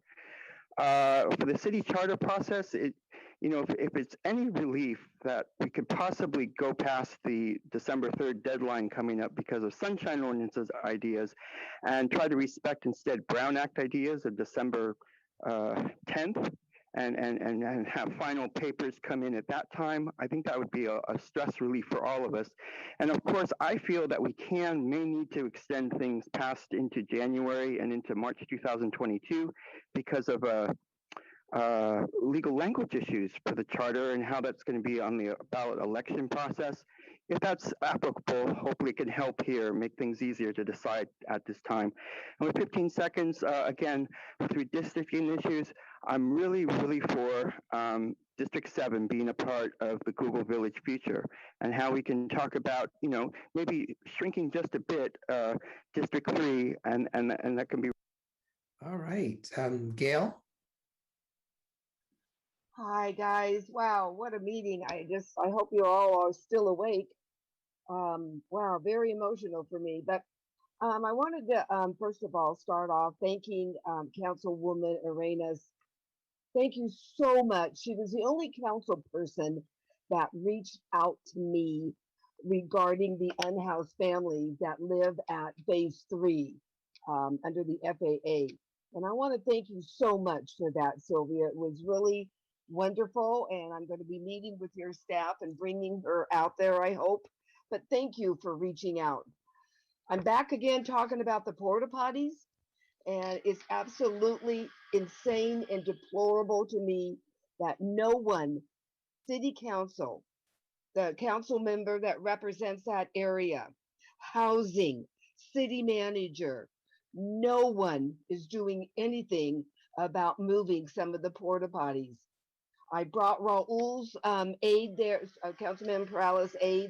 Everybody I brought there agrees some of the porta potties need to be moved. I'm not understanding how people are being treated, how I'm being treated, being ignored every time I speak on this issue or send an email to Rosalind. I'm sorry. And nobody is showing me any kind of decency or respect on getting back to me. Men don't even want to go to the restroom there at night, to go over there from heading all the way to Spring, because they're afraid. I've talked to many people and nobody is taking a stand. I don't understand. I don't understand what the problem is. And people's lives, women are still peeing in a bucket. Does anybody care about that? So please, can somebody do something? Please, I'm asking. Thank you. Thank you, Gail. Scott? Thank you, everyone. Scott Largent, getting off work right now, so I wasn't able to attend most of the meeting right now, but I did get to hear Gail speaking right now, and I share the same frustrations. I do appreciate activists like her continuing to beat that drum and trying to bring attention to what is going on out here. I'm running out of time in a way of being able to stay here. More opportunities have come forward for a place for me to go stay.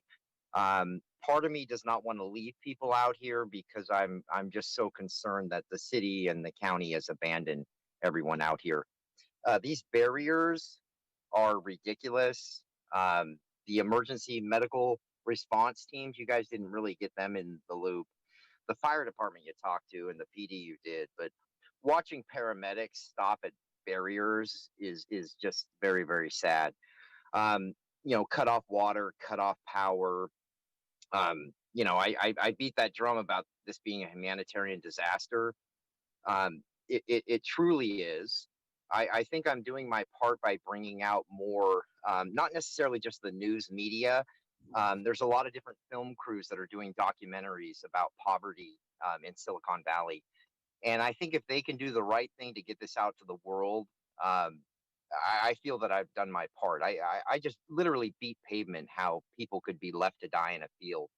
I don't get it. Everything Gail keeps bringing to your attention is exactly what's happening. And at these city county meetings that we go to, they try to silence her all the time. They try to say she's just complaining. She's giving you a daily update on what it truly is out here. And I know because I live here. And it's just very sad, guys. Very, very sad. Thank you, Scott. That was our last public speaker. So this meeting is adjourned. Bye, everyone.